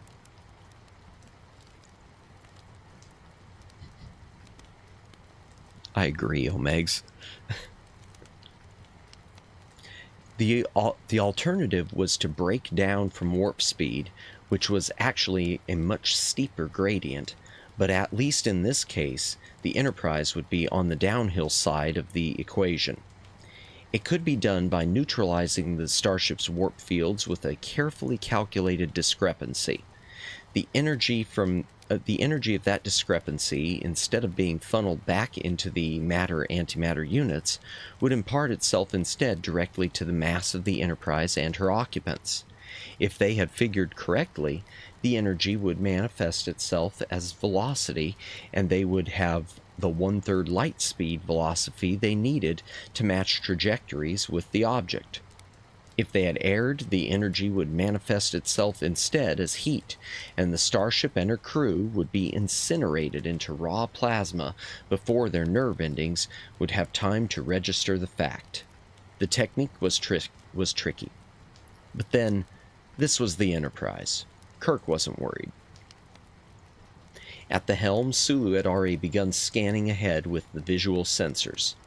even though they would have to be within 1,000 kilometers for any kind of detailed image. He peered ahead eagerly. Beside him, Chekhov was already preparing his deliberately unbalanced neutralization of the ship's warp drive. 1,500 kilometers, oh, excuse me, I added a captain in there. Whoops. Getting too wrapped up in my Chekhov. 1,500 kilometers, Chekhov said. And closing. He touched buttons. Warp down procedures initiated. All systems green. It was a tense moment. Kirk moved up beside his navigator and laid a hand lightly on his shoulder. You're doing fine, Mr. Chekhov. There it is, said Sulu suddenly. A dark spot in the center of the screen, almost invisible. Excuse me, chat. He touched a button and changed the scanning spectrum. The object glowed dimly red with radiated heat. But that was all it was. Radiating. 5 seconds to warp down, said Chekhov. Mark, and 4, 3, 2, and 1, and... The overhead lights dimmed momentarily, then came back up to full strength.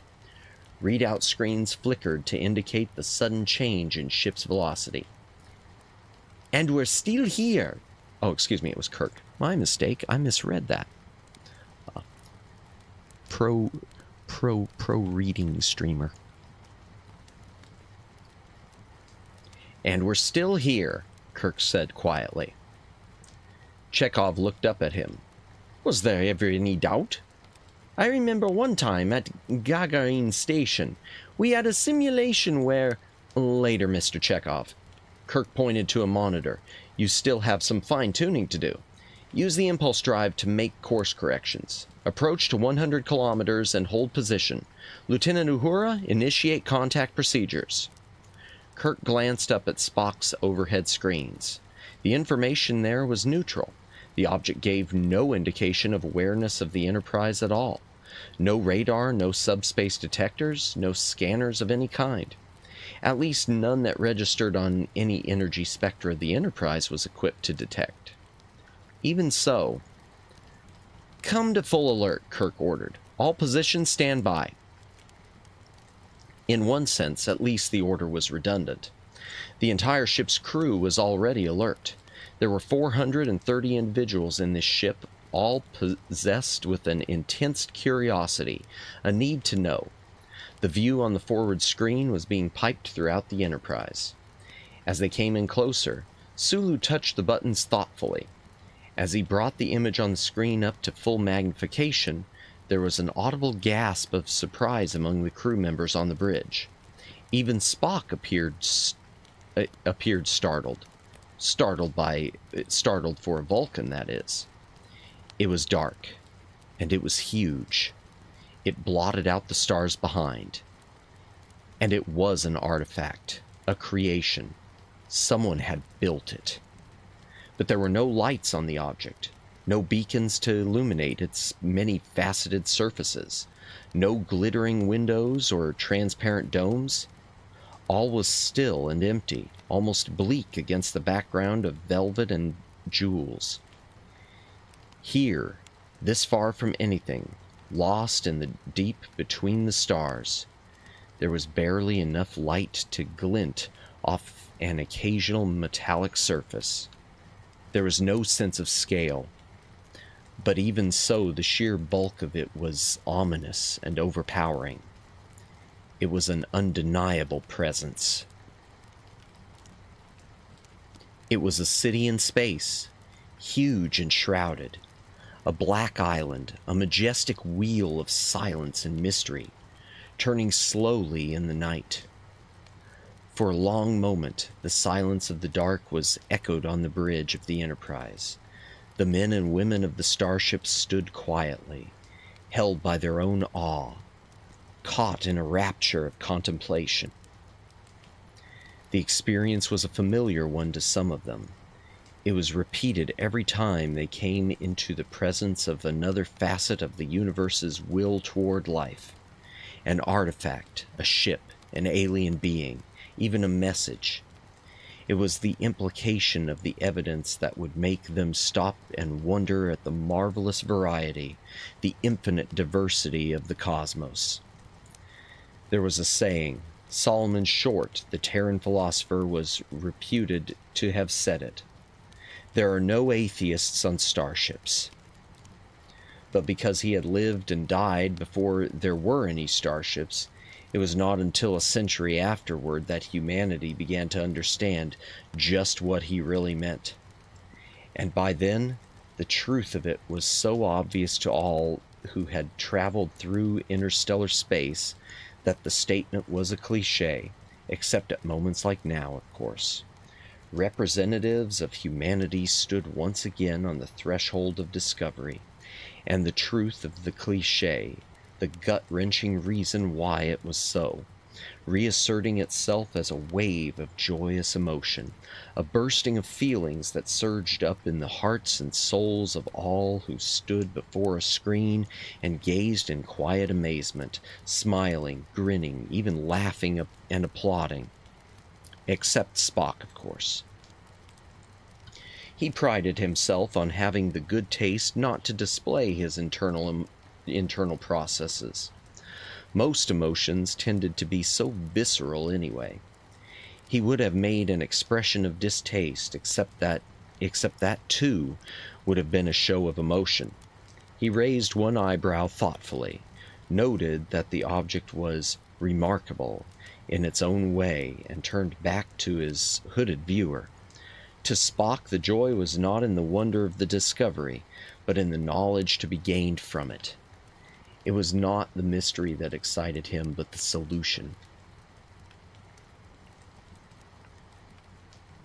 Kirk finally broke the moment of rapture, but even so, his voice was quieter than normal. Mr. Sulu, throw some light on that object. Lieutenant Uhura? He glanced back over his shoulder. Negative response, Captain. Keep trying. Mr. Chekhov, approach to 25 kilometers, then launch 3 probes. Mr. Spock, send a subspace squirt to Starbase. Update every 15 minutes. He stepped to the command seat and touched the controls on the arm. Mr. Scott, Dr. McCoy to the bridge, please. He tapped quietly on the chair arm with his forefinger. The first of Sulu's spotlights came on then, illuminating the thing before them and turning it from a hulking black shape into a fantastic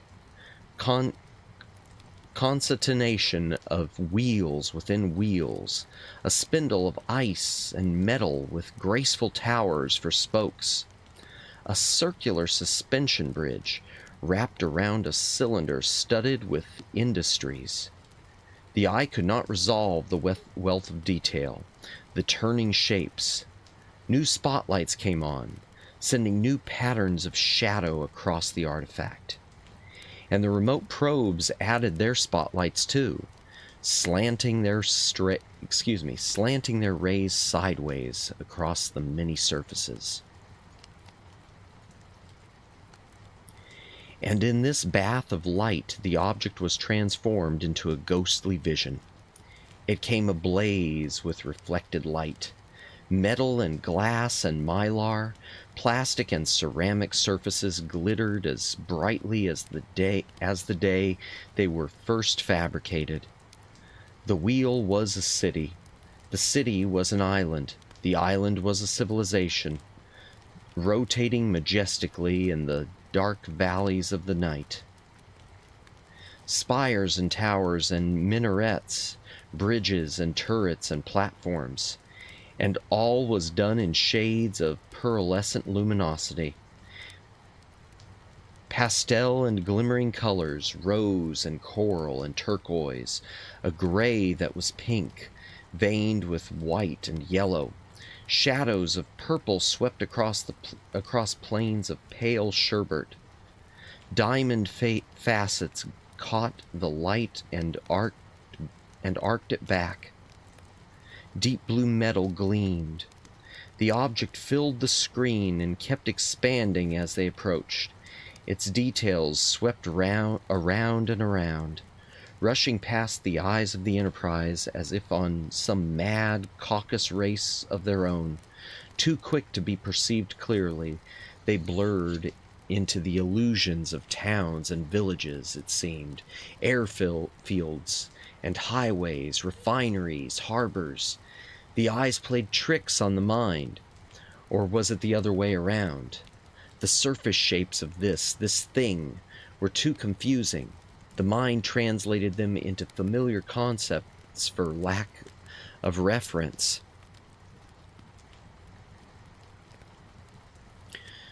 Kirk had to force himself to turn away from the screen. The image was hypnotic. Sulu, mute that. His expression tightened imperceptibly. Tiberius, he whispered. Tiberius. There was something about the thing, something that struck chords. History, there was something... The door behind him whooshed open. He turned to see Scotty and Bones entering together. Scotty, what do you make of it? Chief Engineer Montgomery Scott was non-committal. Aye, it's big, that's for sure. I'd like to meet the designer, said Bones. I'd like to shake his hand, or claw, or paw, or tentacle. I'd much rather meet the contractors, said Scotty. Those are the geniuses for you. The fellows who made it work. Kirk turned to face Spock, who was already regarding the three of them with the impassiveness of Vulcan impatience. The real question, Commander Scott, is why it was built, who built it, and why is it here? All three of them looked expectantly back at him. You have a speculation on the matter? Asked Kirk. Vulcans never speculate, Spock said. The facts are this. The facts are this. It travels at 1/3 the speed of light. This fact suggests that the builders did not have warp drive. Neither is there evidence of impulse engines. The technology appears to be primitive by our standards. The object's size is its compensation for lack of faster-than-light capability. It is a ship, an interstellar vessel, obviously, for we have found it in the deep between the stars. Its builders, perhaps recognizing that such a journey would take centuries, perhaps, built not a ship, but a world, a civilization, if you will. They have been traveling on their journey for centuries, and they have centuries of travel left to go. He paused and added, the engineering solutions to some of their long-term problems must be fascinating. Why aren't there any lights on the ship? Asked Scotty.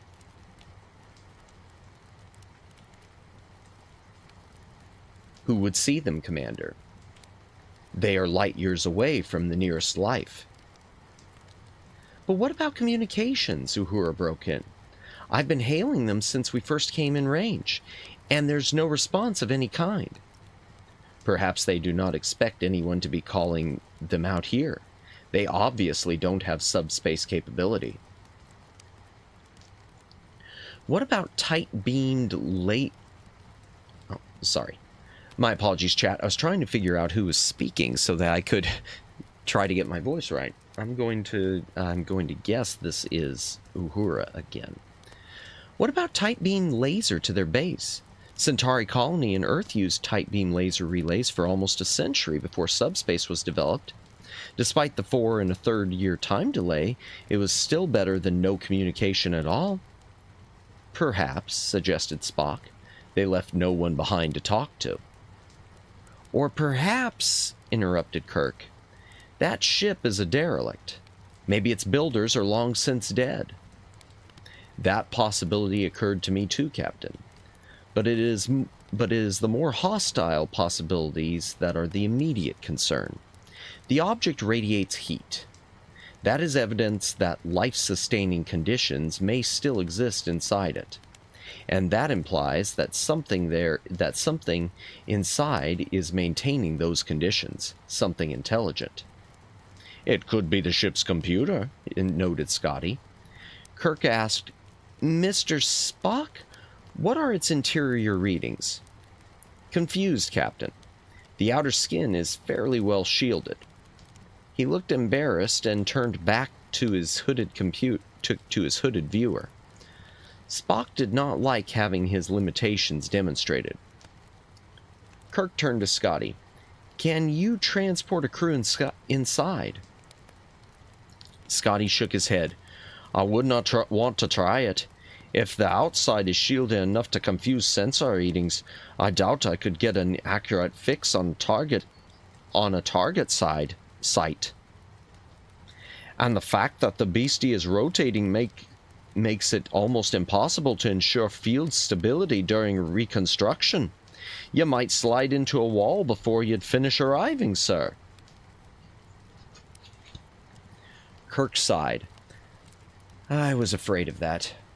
All right, begin preparations for a manual entry, just in case. He touched the button on the chair arm. Executive staff to the briefing room, please. Hey, Matt, good to see you. Welcome in, Neuroclips. Welcome in. We are just doing a chill reading stream. We just finished Chapter 3 of the Galactic Whirlpool. We'll continue momentarily. Let me read a few things. Welcome back, Judd, also. Hope you're having a good night, Nora. Excuse me.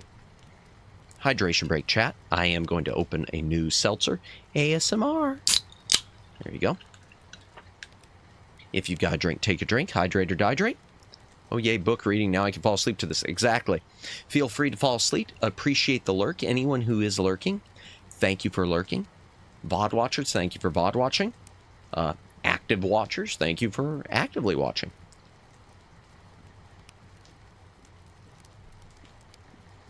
And those of you coming in just now, we are reading, as you can see, right there, The Galactic Whirlpool by David Gerald. Definitely comfy here tonight. I'm glad. Yeah, that won't be the case when we do a raid afterwards. The VOD watchers will have a comfy time. Okay.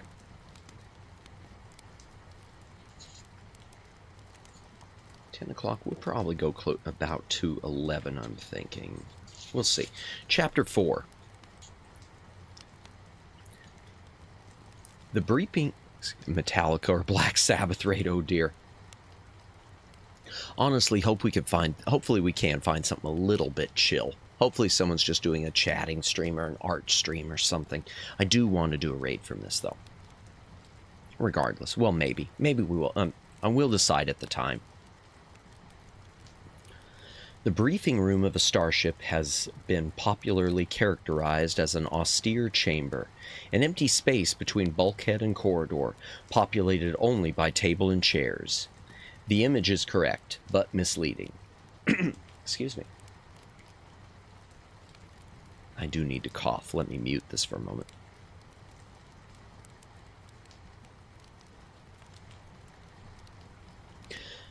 The briefing room is actually a secondary information tank, the primary information tank being the bridge of the starship. The seemingly blank walls of the briefing room are in fact full-sized computer screens that can call up images from every computer bank in the ship. What is not fully understood by the lay public is that this secondary information tank is also the singularly most important tool on the ship, even more important than the bridge. Every other tool exists to amplify the power of a sense or muscle, but the information tank exists to specifically amplify the power of the brain. It is here that a captain comes to consider the critical decisions of command, particularly the difficult choices that will test not only his crew and his ship, but his own strength, wisdom, and compassion as well. These are the problems that are too large for one man alone, and cannot be fully assessed in the privacy of his own mind, but demand the confidence of the ship's trusted executive staff, which is why briefing room sessions are not to be taken lightly. There is a Starfleet motto, which is grilled into every new cadet from the first day at the academy. All of your problems are solved first in the briefing room. It is the captain's responsibility to make decisions. It is the advising officer's responsibilities to present all the information pertinent to that decision, including their misgivings, especially their misgivings. A captain needs information not only to support his operating thesis, but more importantly, information that tests it, information that disagrees with it, and so forces the consideration of the problem from as many different perspectives as can be perceived. This is a Starfleet tradition, and few individuals have ever risen to the rank of captain without having developed a healthy respect for the wisdom of it. The worry of the headstrong captain is more than just a bawdy backroom ballad. He has a doubt and dare not show it. He might be wrong, but never know it. In James T. Kirk, the respect for the Starfleet tradition of free discussion expressed itself in no expression at all. Instead, he wore a carefully calculated mask of neutrality, one of deliberate blankness. He sat back in his chair with folded arms and let his various officers discuss the matter among themselves. He would enter the discussion only to guide it toward a consensus of understanding and eventual resolution, and there were courses in discussion leadership that a captain had to have taken too. Usually, by the time a consensus was achieved, the correct decision had already made itself obvious and did not have to be arbitrarily made. It was amazing sometimes how events could work themselves out properly if left free from the good intentions of a strong leader. And there was a Starfleet motto applicable here too. The quality of a captain can best be measured by how well his ship runs without him. Responsibility, well delegated, makes a crew responsive. Spock was elucidating the options. We can and will continue trying to establish radio contact on all frequencies, but we do have a probability estimate of better than 73.42% that if we do not receive a reply in 3 days, there is no sentient life aboard the vessel. Should we receive a response, of course, we will automatically shift into first contact mode and proceed according to the standard program until such time as deviation is mandated by circumstance. Failing to receive a response, we have 2 options. First, we can report its position via subspace squirt and return to our original mission, the search for the Klingon vessel reported in this quadrant. That option, of course, passes the decision on how to proceed here back to Starfleet, and in this case, such a course of action need not necessarily be considered a failure to take decisive action. This vessel has been in space a long time, a few weeks or months longer before we establish contact with them while we sort the situation out would not be crucial. We are not operating under a time deadline. Furthermore, the ethical boundaries of involvement. Kirk momentarily tuned Spock out. Something in the back of his head was twanged by a phrase in the science officer's monologue. Passes the decision back to Starfleet. Now where? Oh yes, now Kirk remembered. Truman, the buck stops here. No, Kirk decided privately, that would be equal to admitting that this was a situation that the Enterprise could not handle. And that would be equal to saying that James T. Kirk was unworthy of his captaincy of a Starfleet vessel. Therefore, it was not a viable option. But he didn't expect to have to say so aloud. After all, this was the Enterprise. If they couldn't handle it, who could? Therefore, if we do assume the task ourselves, Spock was saying, then we have to examine this situation not only from our point of view, but from the point of view of the inhabitants of the other vessel. If there are no inhabitants, that is no problem. Of course, no problem, of course. But if there are inhabitants, then in all but the most improbable circumstances, we are going to be alien to their experience and to their worldview. And some of us, interrupted Dr. McCoy with a wry, sideways smile, are more alien than others. My apologies, chat.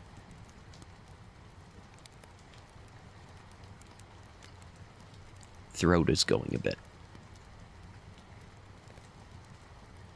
Dr. McCoy, Spock said dryly, humor is occasionally the highest expression of human intelligence.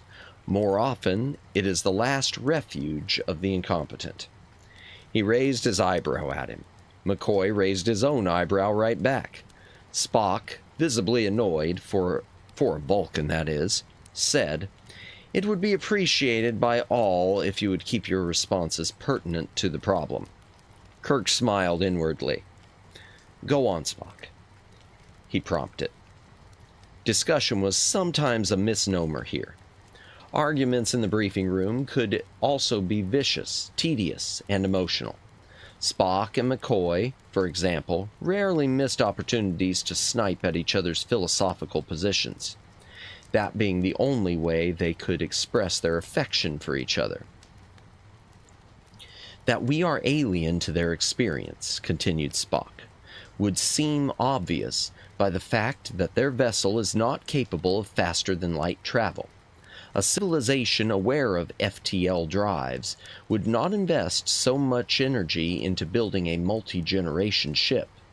Therefore, it is not unreasonable to postulate that whatever we do in the process of contacting them may result in severe culture shock. Kirk accepted Spock's hypothesis thoughtfully. But it has been shown, Spock, that most spacefaring cultures, regardless of FTL capability, are usually already aware of the possibility of life alien to their own, even before first contacts are made.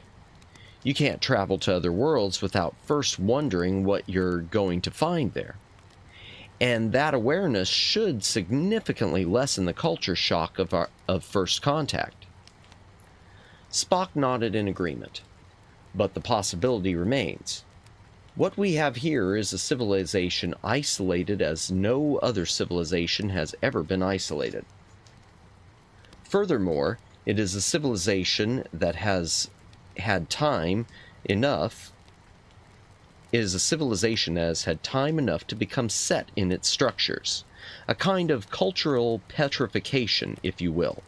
It seems logical from the vessel's size and construction that the inhabitants of this ship had no knowledge of suspended animation or other hibernation techniques. Instead, they had to build a complete world to sustain themselves on their journey. That also implies that their lifespans are limited and that this must be a multi-generation ship. And if so, then it also follows that many generations have passed since its launching. There are light years from any possible homeworld. We are light years from any possible homeworld. Therefore, we are long since removed from the original launching generation. They have never known any world but this one. This is the world that has shaped their psychological view of the universe. They probably imagine themselves to be fragile, alone, and somehow special in the eyes of creation. They do not even have the psychological influence of a primary star as a cultural stabilizing focus. To the people within, whatever they are, this world exists as a fact alone in the universe, separate and unique. They cannot help but have a distorted perception of their own relationship in the universe. The mere fact of their insulation from anything in its natural state would produce such an ignorance of the concept of nature. Wait a minute, Mr. Spock. That was Chekhov. That's all very well and good, but they But they would have books and tapes. Mr. Chekhov, you have books and tapes of your own. Do you believe a witch's hut could get up and walk on chicken legs? Chekhov looked startled. Of course it couldn't. That's just an old fairy story. But you have some very convincing holotapes of that story. But I still know that it's just a story. Not if you lived on Baba Yaga, an island off the coast of the southwestern continent of the planet Musarski. During the wet season, different parts of the island tend to submerge, and it is often necessary to relocate dwelling places in a hurry. That's why there are no permanent structures. Instead, most buildings are mounted on walkers. To the children who live there, the hut of Baba Yaga is history, a true story, and that's how they know it. If you had grown up there, so would you. Spock paused and said in a more generalized tone, "The point is that the inhabitants of this particular vessel, just a few kilometers beyond that bulkhead, may very well consider the stories of their own origin to be myth, despite whatever corroborating evidence may be in the memory banks. Because as individuals they lack the personal experience that such things are possible, just as Mr. Chekhov lacks the personal experience of walking houses. These people have no way to tell, except by faith, which of their tapes are true and which are fables. If they are at all rational, they will tend to discard the outrageous stories as fable. And to these people, stories of planets will be outrageous. Whatever their conscious knowledge, it is the unconscious worldview that will determine their, if you'll pardon the expression, gut-level responses." Spock looked around the table at all of the other officers. "That is why I am suggesting extreme caution here.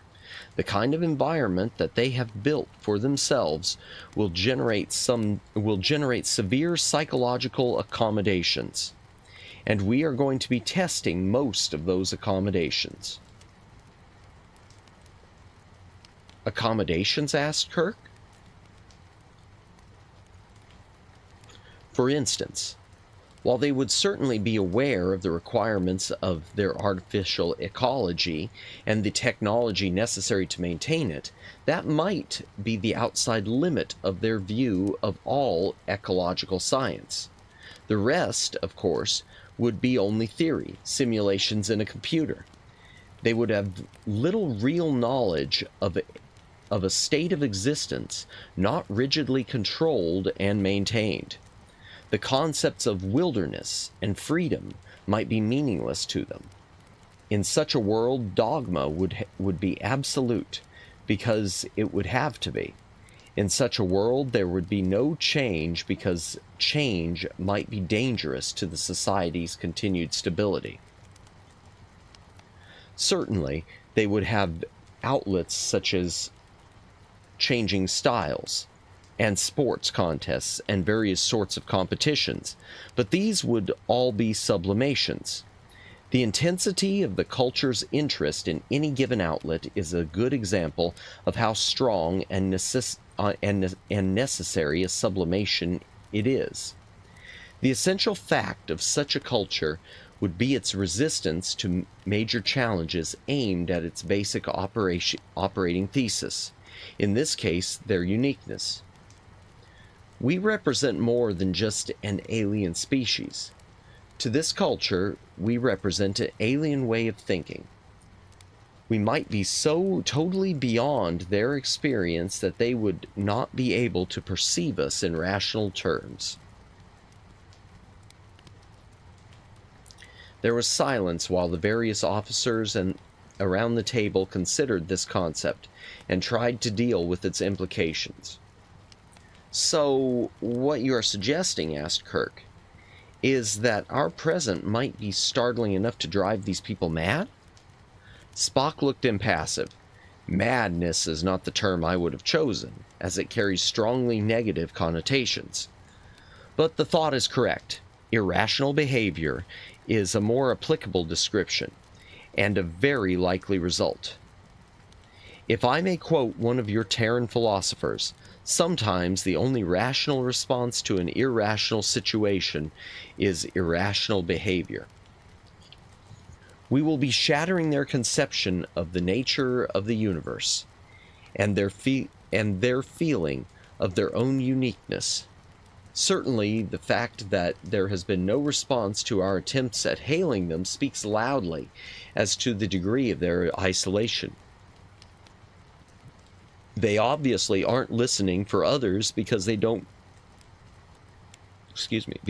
believe there are any others. Spock concluded thoughtfully. Of course, all of this is based on the unlikely chance, less than 27%, that there are sentient inhabitants of the vessel. Why is it so unlikely? McCoy put in. Someone had to build it. If they were smart enough to build it, why wouldn't they be smart enough to maintain it and keep themselves alive? Spock deliberately shifted his gaze away from the doctor and continued on as if he hadn't spoken at all. Machines break down, especially machines that are constructed by the lowest bidder. The chances of a failure on board any vessel increases with the passage of time. After enough time, a failure of some kind is inevitable. Given a long enough time, the cumulative impact of all the individual failures will make the survival of the ship's inhabitants problematic. 27% is a generous estimate. McCoy spoke up in a deceptive drawl. If that's how you feel, what are we doing about the Enterprise? Spock turned his head slowly and studied the doctor distastefully. Dr. McCoy, the Enterprise was partially designed by Vulcans, and that should speak for itself. Kirk allowed his smile to show. Let's get back to the immediate issue here, shall we?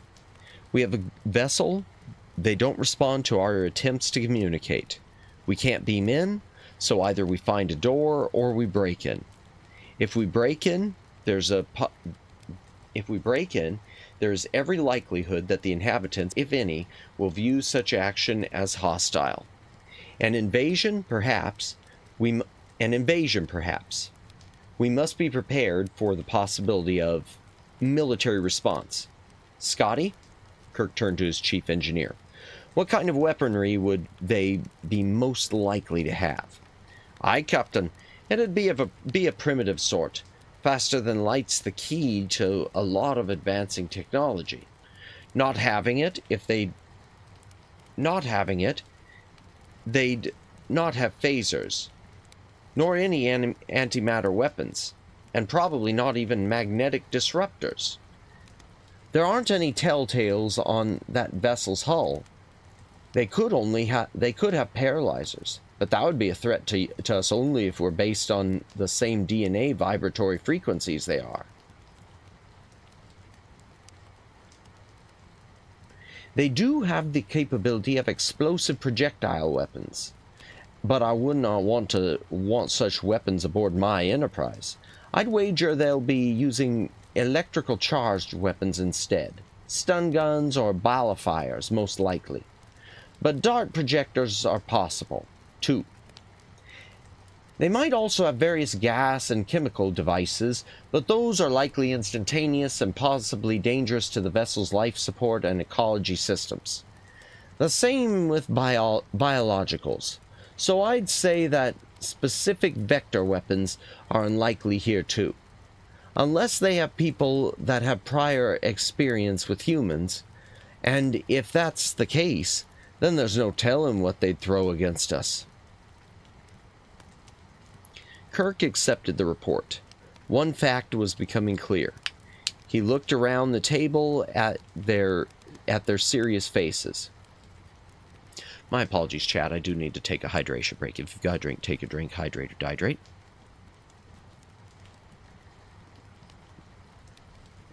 apologies for that last paragraph. That was a bit rough. Kirk accepted the report. One fact was becoming clear.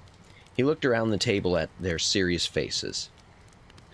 It is obvious that we do not have enough information about that ship and the people who built it to make a full assessment of what we're dealing with. And it seems as if we're not going to get very much more information without boarding her. It is not a course of action that I want to take, but we are in a situation where we cannot decide whether we should board her unless we first board her to find out if we must. I don't like it. There was silence around the table. None of the advising officers liked it either. But regardless of that, there was still the one rule sacrosanct in Starfleet, beyond all others, Article 1 of the Starfleet Charter, in which the essential mission of all who take the oath of service is clearly stated: to explore strange new worlds, to seek out new life and new civilization, to boldly go where none have gone before. And that, after everything else was said and done, was the final authority on every decision, even outranking that of the captain. But of course, there was no one who ever questioned Article 1. You didn't join Starfleet unless you were already possessed of a hunger beyond curiosity, a need to know. The officers of Starfleet did their jobs not because they had to, but because they wanted to. "All right," said Kirk, pushing his chair back from the briefing room table. "Let's get on with it." Okay, chat, we're going to do one more chapter tonight. We're going to only do 5 chapters tonight, I think.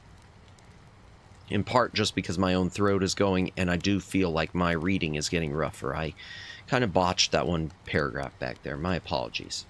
Let me take a quick hydration break. If you've got a drink, take a drink. Hydrate or dihydrate.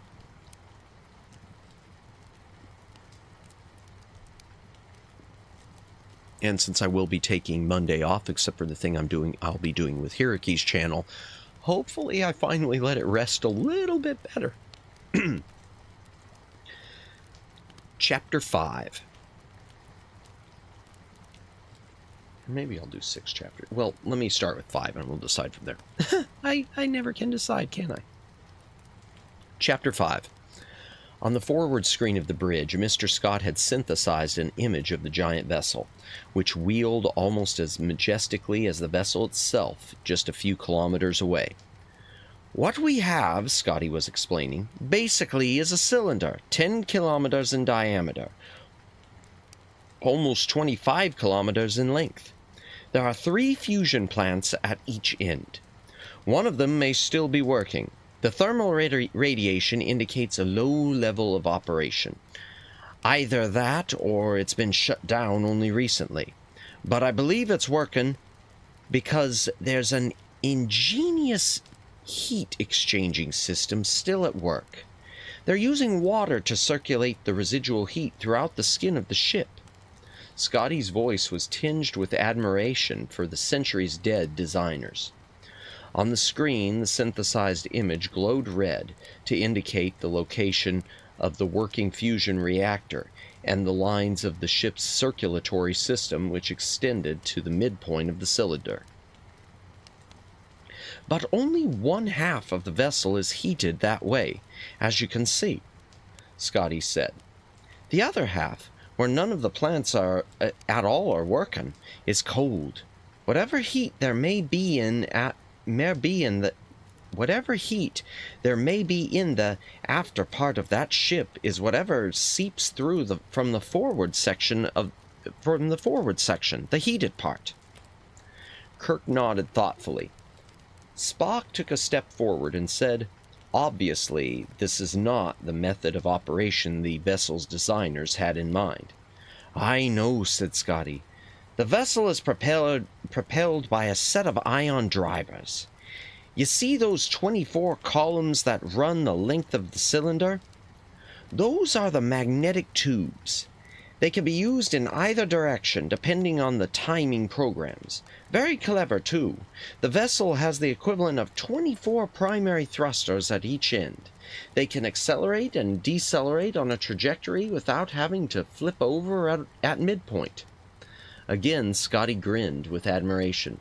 It's my guess that it takes 2 fusion plants to power those engines, and at least 1 more reactor to provide power to the vessel's life support functions.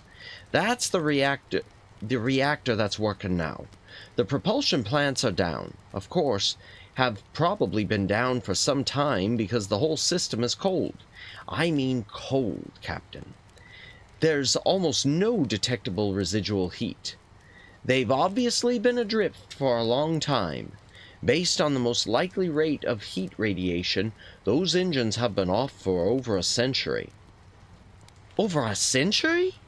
That was Chekhov, turning around to stare at Scotty, a startled expression on his face. Aye, nodded the chief engineer. Kirk raised one hand slightly to interrupt. I appreciate your concern, Mr. Chekhov, but as navigator, your talents will be better put to use tracking the course of that ship backward, looking for a planet of origin. Knowing that they've been adrift for at least 100 years should give you an idea of where they were when they lost their power. Backtracking from there should give you some probabilities. The problem is not so simple, Captain Kirk, Chekhov said in his heavily accented English. The more systems they have visited since their launching, the harder the problem becomes. But I will solve it, he added hastily, if it can be solved. Kirk covered his amusement by turning back to Mr. Scott. Go on, Scotty. Aye, as you can see by the comparison of the diagram with the actual ship, there are a lot of things that have been added to the basic cylinder. That huge collar around the waist that makes it look like a wheel, for instance. That looks suspiciously like the collar for a hydrogen ramjet. And if that's so, then they only use their ion drivers to reach ramjet speed, and then they'd switch over. But if that is the collar for a ramjet frame, what happened to the frame? Kirk rubbed his chin as he thought. No answer was obvious, however. What about entrances, Scotty? Aye, there are some, but Mr. Spock had a thought about that. Kirk swiveled in his chair. Mr. Spock? The half-Vulcan science officer acknowledged his captain with a slight nod. If you will recall, Captain, I hypothesized the fragility of the inhabitants' worldview and the dogmatic buttresses that such a worldview would require, and the potential this creates for possible hostilities. It's my suggestion that we avoid immediate contact with whoever or whatever may still be living in the forward part of the vessel by entering through the rear. That will give us some opportunity to assess the situation before we have to assume a course of action. Sort of case the neighborhood before we knock on any doors. Eh? Spock looked puzzled, then quickly sorted the remark as a colloquialism. I believe that's what I said, Captain. Kirk was too preoccupied to enjoy Spock's bemusement. He was studying the image on the view screen again. He realized that he was absent-mindedly biting at the knuckle of his right fist and forced himself to lower his hand. It began drumming on the chair arm instead. The problem was, he told himself, deliberate caution at every step. It made the whole process seem so plodding and so frustrating, even when events moved at breakneck pace, which was almost always. It was the constant process of decision-making and the necessary process of deliberation that each decision demanded that made the job so challenging. But there were times, frightening little moments, when the answer to a question was not obvious, at least not to him, and yet an immediate decision still was required. It was in those moments, when he could see the validity of both sides of the question, but the preferability of neither, that he most had to depend on the wisdom and experience of his advisors. Now was one of those moments. Nothing would happen until he made the decision, and he, Captain James T. Kirk of the Starship Enterprise, had to abrogate part of his responsibility to the perceptions of another. Fortunately, that other person was Commander Spock, whose perceptions were generally extraordinary. But even that tiniest bit of surrender of control was enough to unnerve Kirk. He realized abruptly that everyone on the bridge was waiting for him to speak. He looked around carefully, then said, "Yes, I agree. Let's proceed to the next step of that option. Put a crew down, Mr. Scott." "Aye, Captain.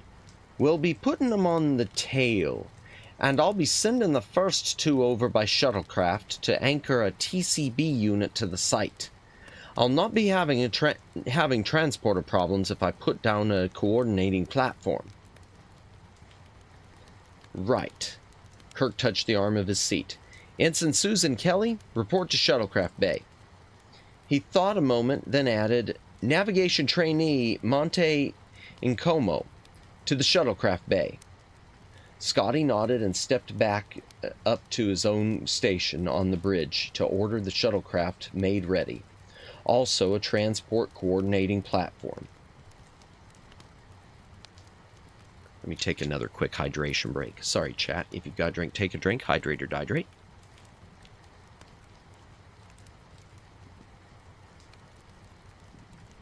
Again, thank you everyone who's lurking or watching tonight. Appreciate it. Hope you're having a great Friday and have a good weekend.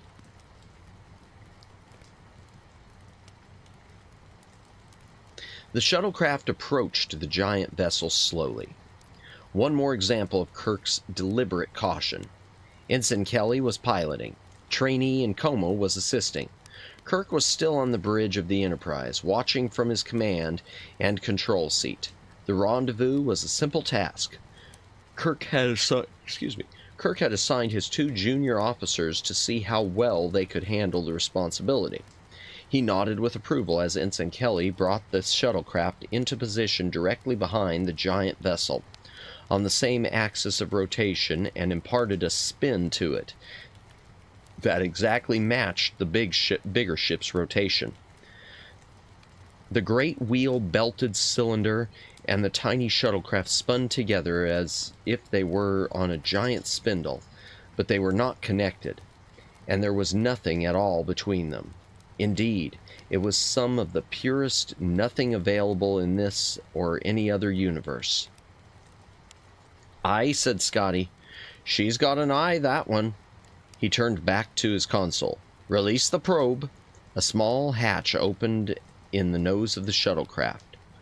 A device that looked like a spider floated out, trailing a silver cord behind it.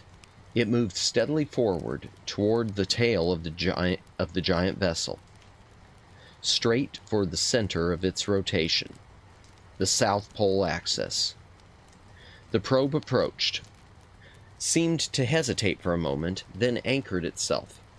The end of the cord remained attached to the giant vessel. But the spider began climbing back toward the shuttlecraft. "Aye, good," breathed Scotty. He turned to Kirk. "Contact crew has already beamed over to the shuttlecraft, Captain."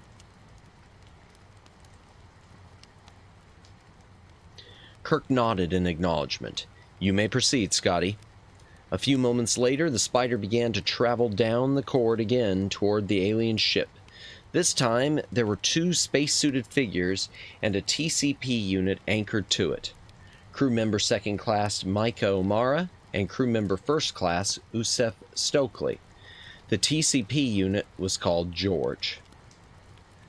The men remained anchored to the grappling cord when they touched the hull of the alien ship. They secured the TCP unit immediately and activated it.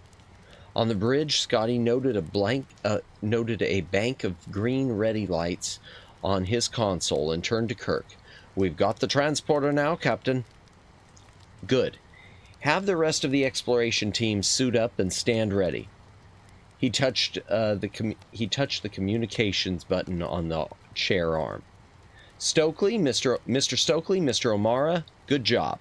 You may initiate a preliminary survey of the vessel's exterior hull. Aye, aye, sir. Both of them switched on their helmet cameras then, and anchored their suit ropes to the grapple. Then they released their safety loops from the cord. Because the grapple was at the center of the rotation, they were weightless here. Down was any direction away from the center.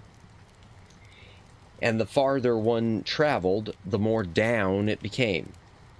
Stokely and O'Mara were two human flies on a disc of metal under a rotating night. As they worked their way outward from the center, the perception that they were on a vast wall gradually increased. They were like two mountain climbers working their way down a steadily steepening slope, with the sense of gravity increasing every step. Don't look down, cautioned Stokely. That bottom's deadly. Excuse me, I made a mistake there. Don't look down, cautioned Stokely. That bottom step's a dilly. Don't know how I misread that. My apologies, chat. They were working their way toward one of the 3 huge containment domes that Scotty had identified as fusion plants. They were spaced in an equilateral triangle around the ship's stern. Directly above them, a glimmer of light piled up on the transporter coordinating platform, and 2 more spacesuited figures appeared, grabbing immediately for the platform's railing as soon as they finished materializing. They anchored their suit ropes as Stokely and O'Mara had done and began working their way outward and downward toward another of the fusion domes. 2 more figures began to materialize almost immediately. On the bridge of the Enterprise, auxiliary screens began to display the pictures relayed back from the individual helmet cameras. The metallic surface of the alien vessel gleamed only with the light of the beams from the various probes and the Enterprise itself. Mr. Spock looked up suddenly from his science station. "Captain?" Kirk looked over to him. "Spock?" "The second team has attached microphones to the hull of the vessel. I think you should hear this." He touched a button on his console, and the sounds were amplified throughout the bridge. Sounds of machinery and other sounds mixed with them. A mechanical whirring prevailed, something high and whining, overlaid with soft susurras of air in motion, and a sound like water falling. And another, lower sound, a deep bass rumble, and something gurgling, and something that sounded like an old-fashioned motor chugging. And very far away, very faint and distant, a sound like voices? A distant chorus of confusion. It seems as if somebody is home after... I got the voice wrong there. It's Kirk. "It seems as if somebody is home after all." Kirk swiveled around to look at Uhura. "Lieutenant Uhura, anything?" She shook her head, one hand touching the Feinberger device in her ear. "Sorry, Captain. Still no response. I'll keep trying." "Captain," that was Scotty. "We found something on the hull." On the screen ahead, the image unsteady. It was being transmitted from a helmet camera. Was a deep circle set into the hull of the vessel. A pothole. The image swelled as the unseen wearer moved his face as close to the glass as possible. A line of print at the bottom of the screen identified the wearer as crew member Stokely. He was shining his beam directly into the porthole, angling it this way and that, trying to pick out details on the other side of the glass. The beam disappeared into murkiness. Then abruptly, and with terrifying suddenness, there was something at the window staring out at them. A face grotesque and distorted through the glass, upside down, its expression almost unreadable, eyes wide with amazement or horror, swiveling back and forth to stare from one suited figure to the other, mouth agape with shock, The creature's skin was dark, wrinkled, and fringed with matted hair. Then, just as suddenly, the face was gone, and they were staring at an empty porthole. On the bridge of the Enterprise, Kirk had come half out of his chair. Now he lowered himself back into it. "Scotty," he said quietly, "beam over a cutting laser and a portable airlock. We're going in. Lieutenant Uhura, relay that tape." Once more, the porthole filled the screen.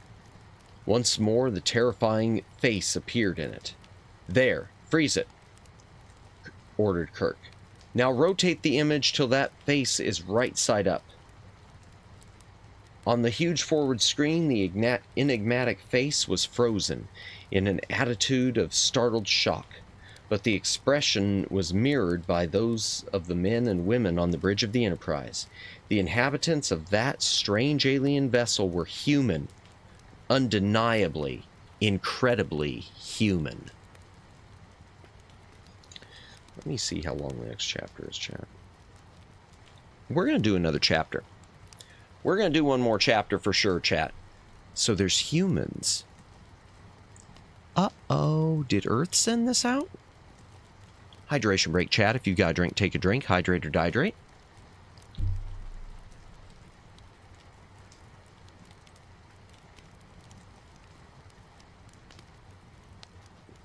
One more chapter for tonight. Hopefully next week we can plow through a bit more without my throat and whatnot getting in the way. A portable airlock is standard procedure for boarding an unknown vessel when use of the transporter is inadvisable for one reason or another.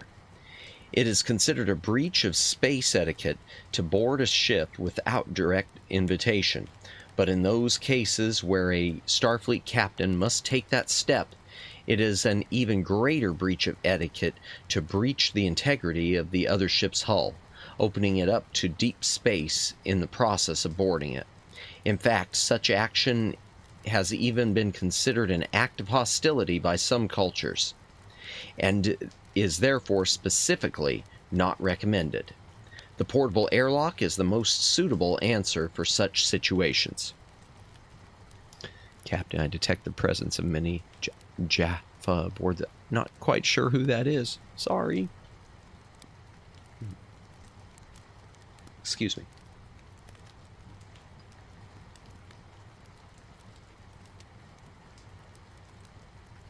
Ah, Stargate reference. Got it.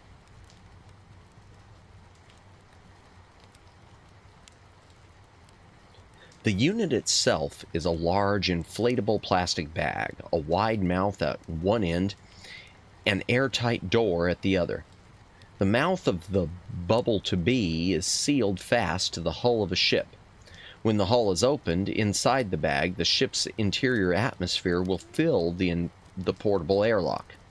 This, of course, will create a small pressure drop within the entered ship. But that is preferable to letting the air bleed off into the ship. Excuse me, I screwed up. But that is preferable to letting the air bleed off into vacuum. The larger the ship, the less noticeable is the pressure drop. In fact, for anything larger than a pleasure yacht, the overall change in PSI is negligible. The portable airlock provides immediate access to the entered ship's atmosphere.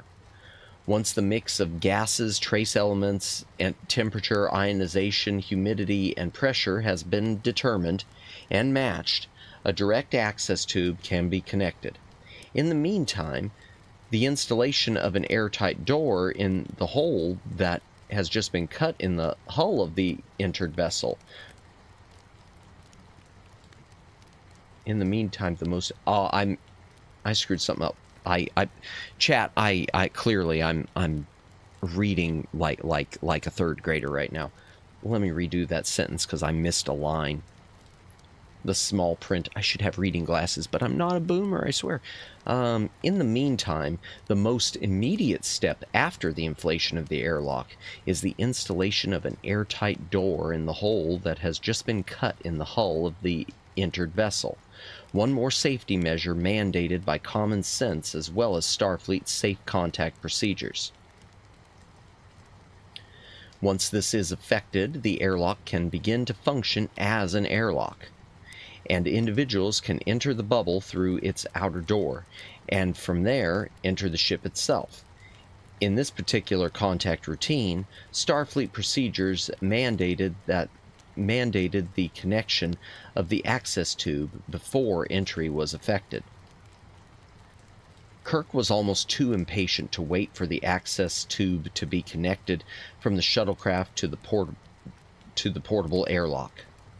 Once connected, the rest of the contact crew could beam directly to the shuttlecraft, and then use the access tube to enter the alien derelict directly without the necessity of suiting up first. But that face at the window, that made him hesitate. It was definitely an example of the bug spot event. At Starfleet Academy Lunar Station, new cadets are instructed to put on a spacesuit and take a Land Rover 50 kilometers south to the moisture extraction station, and then return. Ostensibly, this is to test of the cadet's ability to safely conduct a solo mission. In actuality, it is a test of his ability to cope with the unexpected. On the downhill side of the inner slope of the perpetually shadowed Gernsback crater, just a few kilometers from the station, the cadet will quickly begin to notice the formation of what appear to be bug spots on the faceplate of his helmet. Most cadets don't notice the flecks on their helmet until after they've started to wipe them off 2 or 3 minutes. Until after they've started to wipe them off two or three times. Why did I say minutes? I thought that didn't make sense. Brain isn't braining. Most cadets don't notice the flecks on their helmet until after they've started to wipe them off 2 or 3 times. Then they start to wonder, bug spots? On the moon? Of course the answer is obvious. The wheels of the Land Rover are throwing up tiny dots of lunar dust that have clotted around the precipitation from the moisture plant. But of course, anyone who isn't prepared to conceive of the specific and peculiar set of conditions under which precipitation can occur on a lunar landscape will never be able to understand the bug spots on the faceplate of his helmet as he wipes and fruitlessly tries to clean them off. There are several possible reactions for a cadet under these circumstances. He can turn around and return to base. He can continue onward to the moisture plant, ignoring the continuing buildup of bug spots, or he can stop and report in. This latter response is ungently referred to as calling for help. Cadet James T. Kirk had simply stopped the Land Rover, gotten out, looked at the wheels for a moment, walked around to the back of the rover, took 2 sheets of Plastiflex and a staple gun, and installed makeshift fenders above the rover's wheels. Then, before getting back aboard, he walked around the rover once more, just looking at it. Satisfied that he had not overlooked anything, he climbed back in and proceeded onward to the station, but just a little slower than before. The cadet evaluation team that had been watching him through the moisture station's high-powered telescope gave him high marks for comprehension and adaptability in the face of unknown circumstances. Nobody who fails this test will ever be promoted to the command of a starship. There are other positions in Starfleet for them. The captaincy of a Starfleet vessel belongs to the kind of man who can cope with the sudden unknown. Those who have taken the test are sworn to confidentiality. The bug spot event is a familiar term to upperclassmen, referring to the unexpected occurrence that cannot reasonably be predicted, and totally destroys all previous hypotheses about the nature of the problem. The bug spot event demands an immediate reassessment of all possible courses of action. including the possibility that one may or may not have experienced a discontinuity of rationality. The bug spot event is also sometimes called a surprise.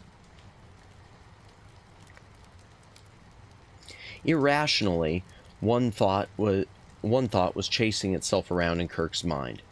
Whatever happened from this moment on, whatever explanation there might be for this derelict's existence, this singular moment, the face at the window, would be one of the ones most written about, not only in history books for the lay public, but also especially in textbooks intended for cadets at the academy.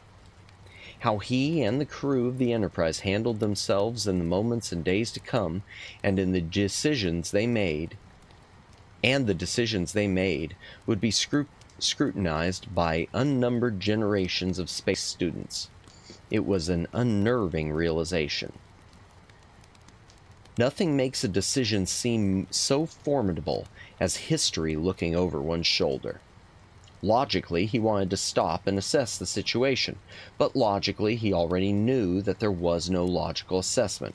His long association with Mr. Spock had taught him a little bit about logic and its relation to decision-making.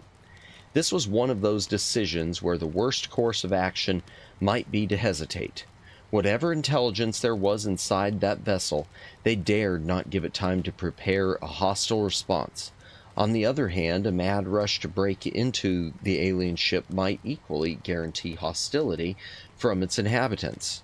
But on the third hand, as Lieutenant Eriks might say,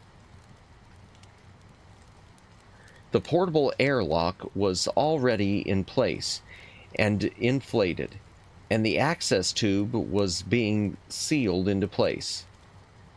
In effect, his decision was already made. I believe Eriks, Lieutenant Eriks, if I'm not mistaken, that is the animated series. So, this was written with that in mind. James T. Kirk had a reputation for rushing in where Andorians fear to tread, and one day that weakness would probably kill him, but he reminded himself as he headed for the transporter room. I won't send my crew member anywhere I won't go myself. That was his usual excuse for actively involving himself at the forefront of every new situation, sometimes even preempting the duties of the contact team.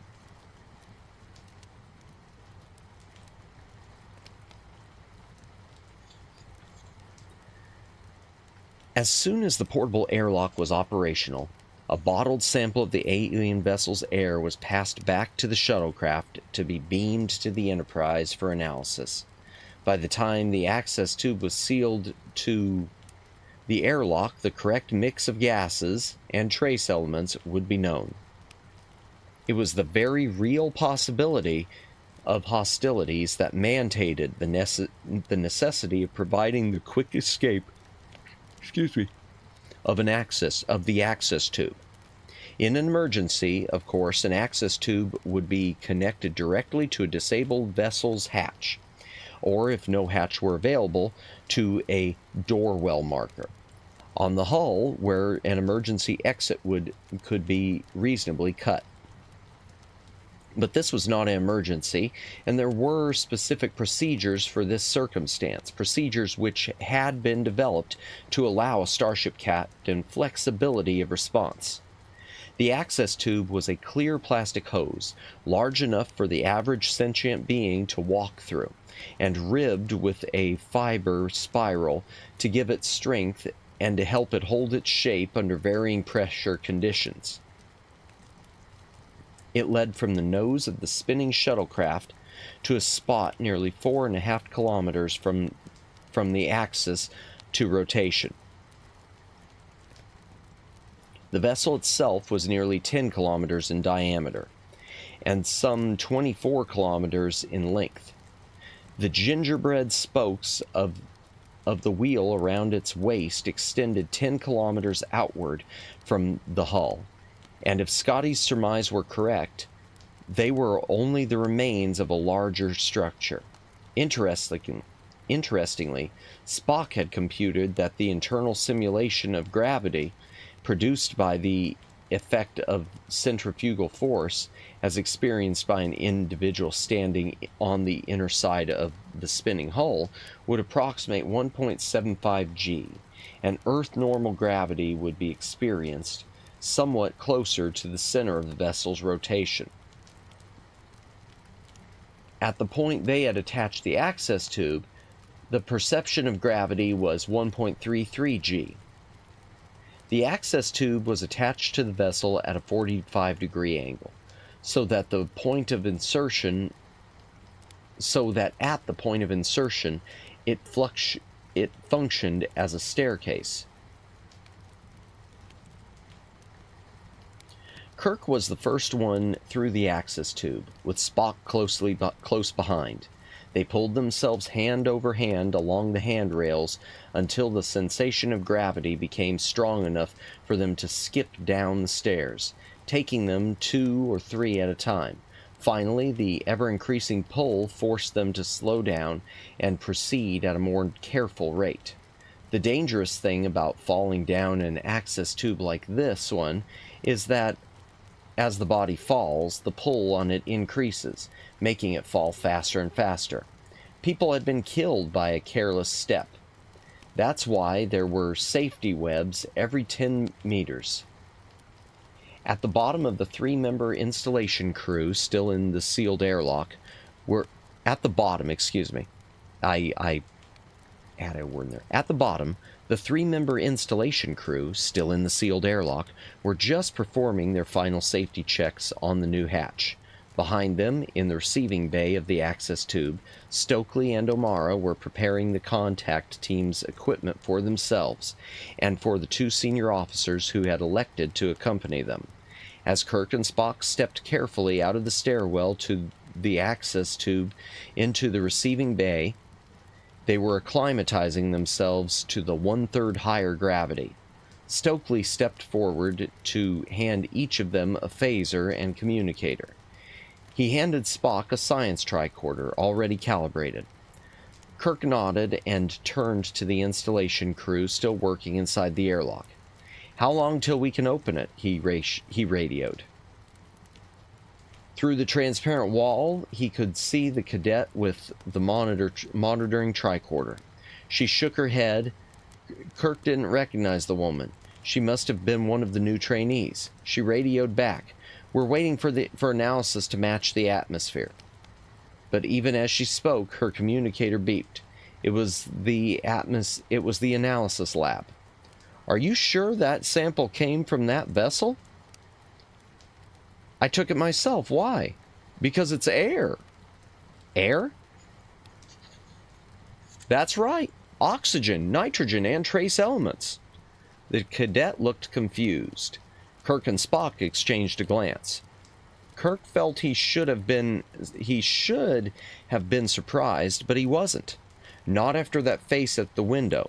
Somehow, this particular little surprise seemed exactly right. Analysis was saying, "Oh, there are some differences between it and Earth normal atmosphere.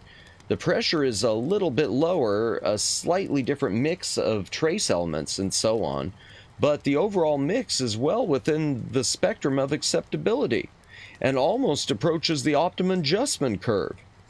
And that margin of difference could easily be a result of specific life support accommodations. But you can breathe it all right. The only caution is that there's a slightly higher concentration of CO2, so I'd suggest taking auxiliary O packs along with E rations. You'll have a tendency to tire faster in there, especially at the 1.33 G. But other than that, there's no reason why you can't just open the door and go on in." Kirk and Spock looked at each other again. Kirk looked around the alcove, the portable airlock with its newly installed hatch at one end, the stairwell hatch at the other, so the alcove could function as an emergency airlock too. He looked through the walls at the access tube itself, the distant shuttlecraft, the transporter coordinating platform on the wall above them. all the careful precautions they had taken to maintain the integrity of the vessel's atmosphere, and grimaced in reaction. Sometimes all the precautions in the universe. Oh, never mind. Open it up, he said. And that, chat, is the end of Chapter 7. That's the end of Chapter 7. We're going to stop there for the night. It's 11 o'clock, so this will be a little less of a stream than usual. We are going to... Let me take us back into the library chat, and we'll just do a quick final chat, and we will set up a raid. Okay, where's the button? I seem to have forgotten how to stream. Okay. Here we go.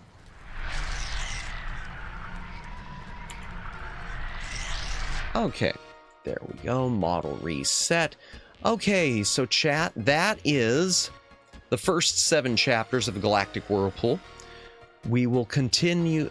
Nice stream. I enjoyed it. Fun and comfy. Well, thank you, Daylin. Yeah, sorry I screwed up a few sections to everyone. Brain not braining. Hopefully next week will be a... Hopefully I'll get recharged a bit beforehand, and we'll have a bit better one. But thank you, everyone who watched tonight. Everyone who watched tonight, whether you were lurking or actively watching, really appreciate it. Sorry for waking you up by going back into the normal part of the library. No sweat, my dude. Thanks, I appreciate it. Let me see who's... oh, and by the way, as for next week's schedule, I haven't worked out anything. The only things I can tell you for sure about next week is if I look at what we had this week, we might do another Bat and Kaitos on Tuesday. I'm not sure. Wednesday, I haven't decided. But Thursday, we'll be finishing up Indiana Jones and the Fate of Atlantis. And Friday, next week, we'll be continuing with this, the Galactic Whirlpool. As for tonight, chat, let me see. Let's go ahead and do a raid. Let's see who's awake. Everyone's awake. Why do I even say who's awake? Everyone's awake. Everyone's awake. And thank you, everyone, for the gifted memberships and the super chats tonight, too. I appreciate that. Always appreciate it. Let's see. Redirect. Okay. Nissa's on. We haven't raided into her. She's raided into us a few times. Maybe we'll raid into her. Lauren and TB are on. They're doing part of their donathon. Evala's on, but we raided into her last week. She's doing something with Fury, Kagami Fury. Maimu's on. Haven't raided into her for it. Bubsy. Oh dear. Neko's on. Gosh. So many people. Aiko's on. We just did her last night. Onigiri. Lala Lulu. We've raided in once. Third, Shabel. Let me see who this person is real quick, because we've got someone who is doing a third anniversary. Holy crap. Yumiko's on. Okay. Everyone's on. Several people who I've never raided into are on too. I'm going to save my raids for people I'm not familiar with until the changes to the handle happen. I think that's a smart move. So tonight, chat, we're going to go ahead. We'll raid into... we're going to raid into... and if you're feeling... Well, I wish I could just raid into everyone. I wish I could raid into everyone tonight. I want to raid into Lauren and TB. I want to raid into Nissa. These songs we could sing so well together. You know what? We're going to raid into Nissa. She's doing Deltarune. We'll just raid into Nissa, I think, because we haven't ever raided into Nissa. No spoilers, please. Yeah, we'll raid into Nissa. We have never raided into her, and she's raided us several times. So I think that's a smart move. That feeling when all the nerds are on Simon. Yeah, Indiana Jones Capybara of Wrath. Yeah. I guess I won't have the capybara on the thumbnail next week, since it won't be necessary. Raid message. We're just gonna do an ultra deluxe tonight because my brain isn't braining.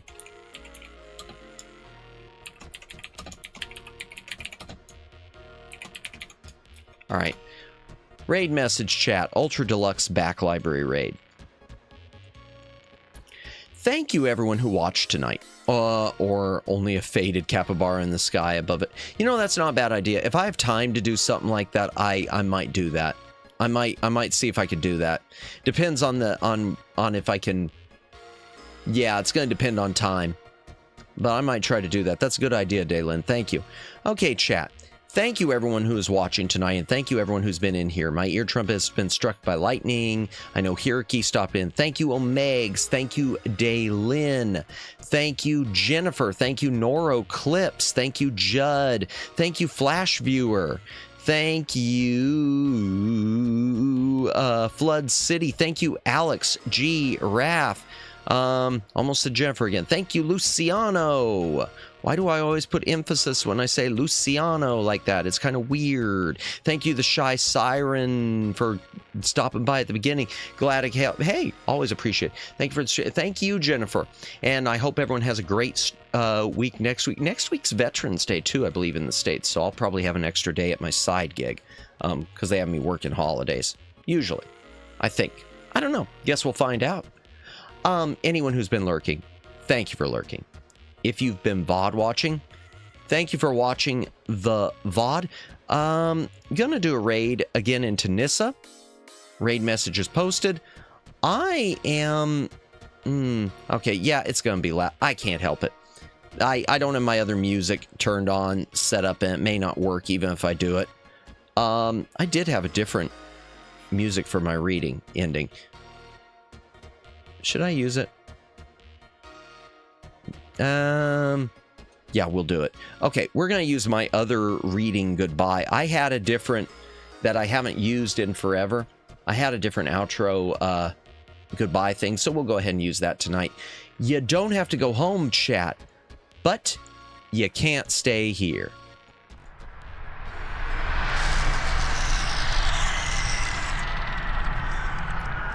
Oops, I screwed that up a bit.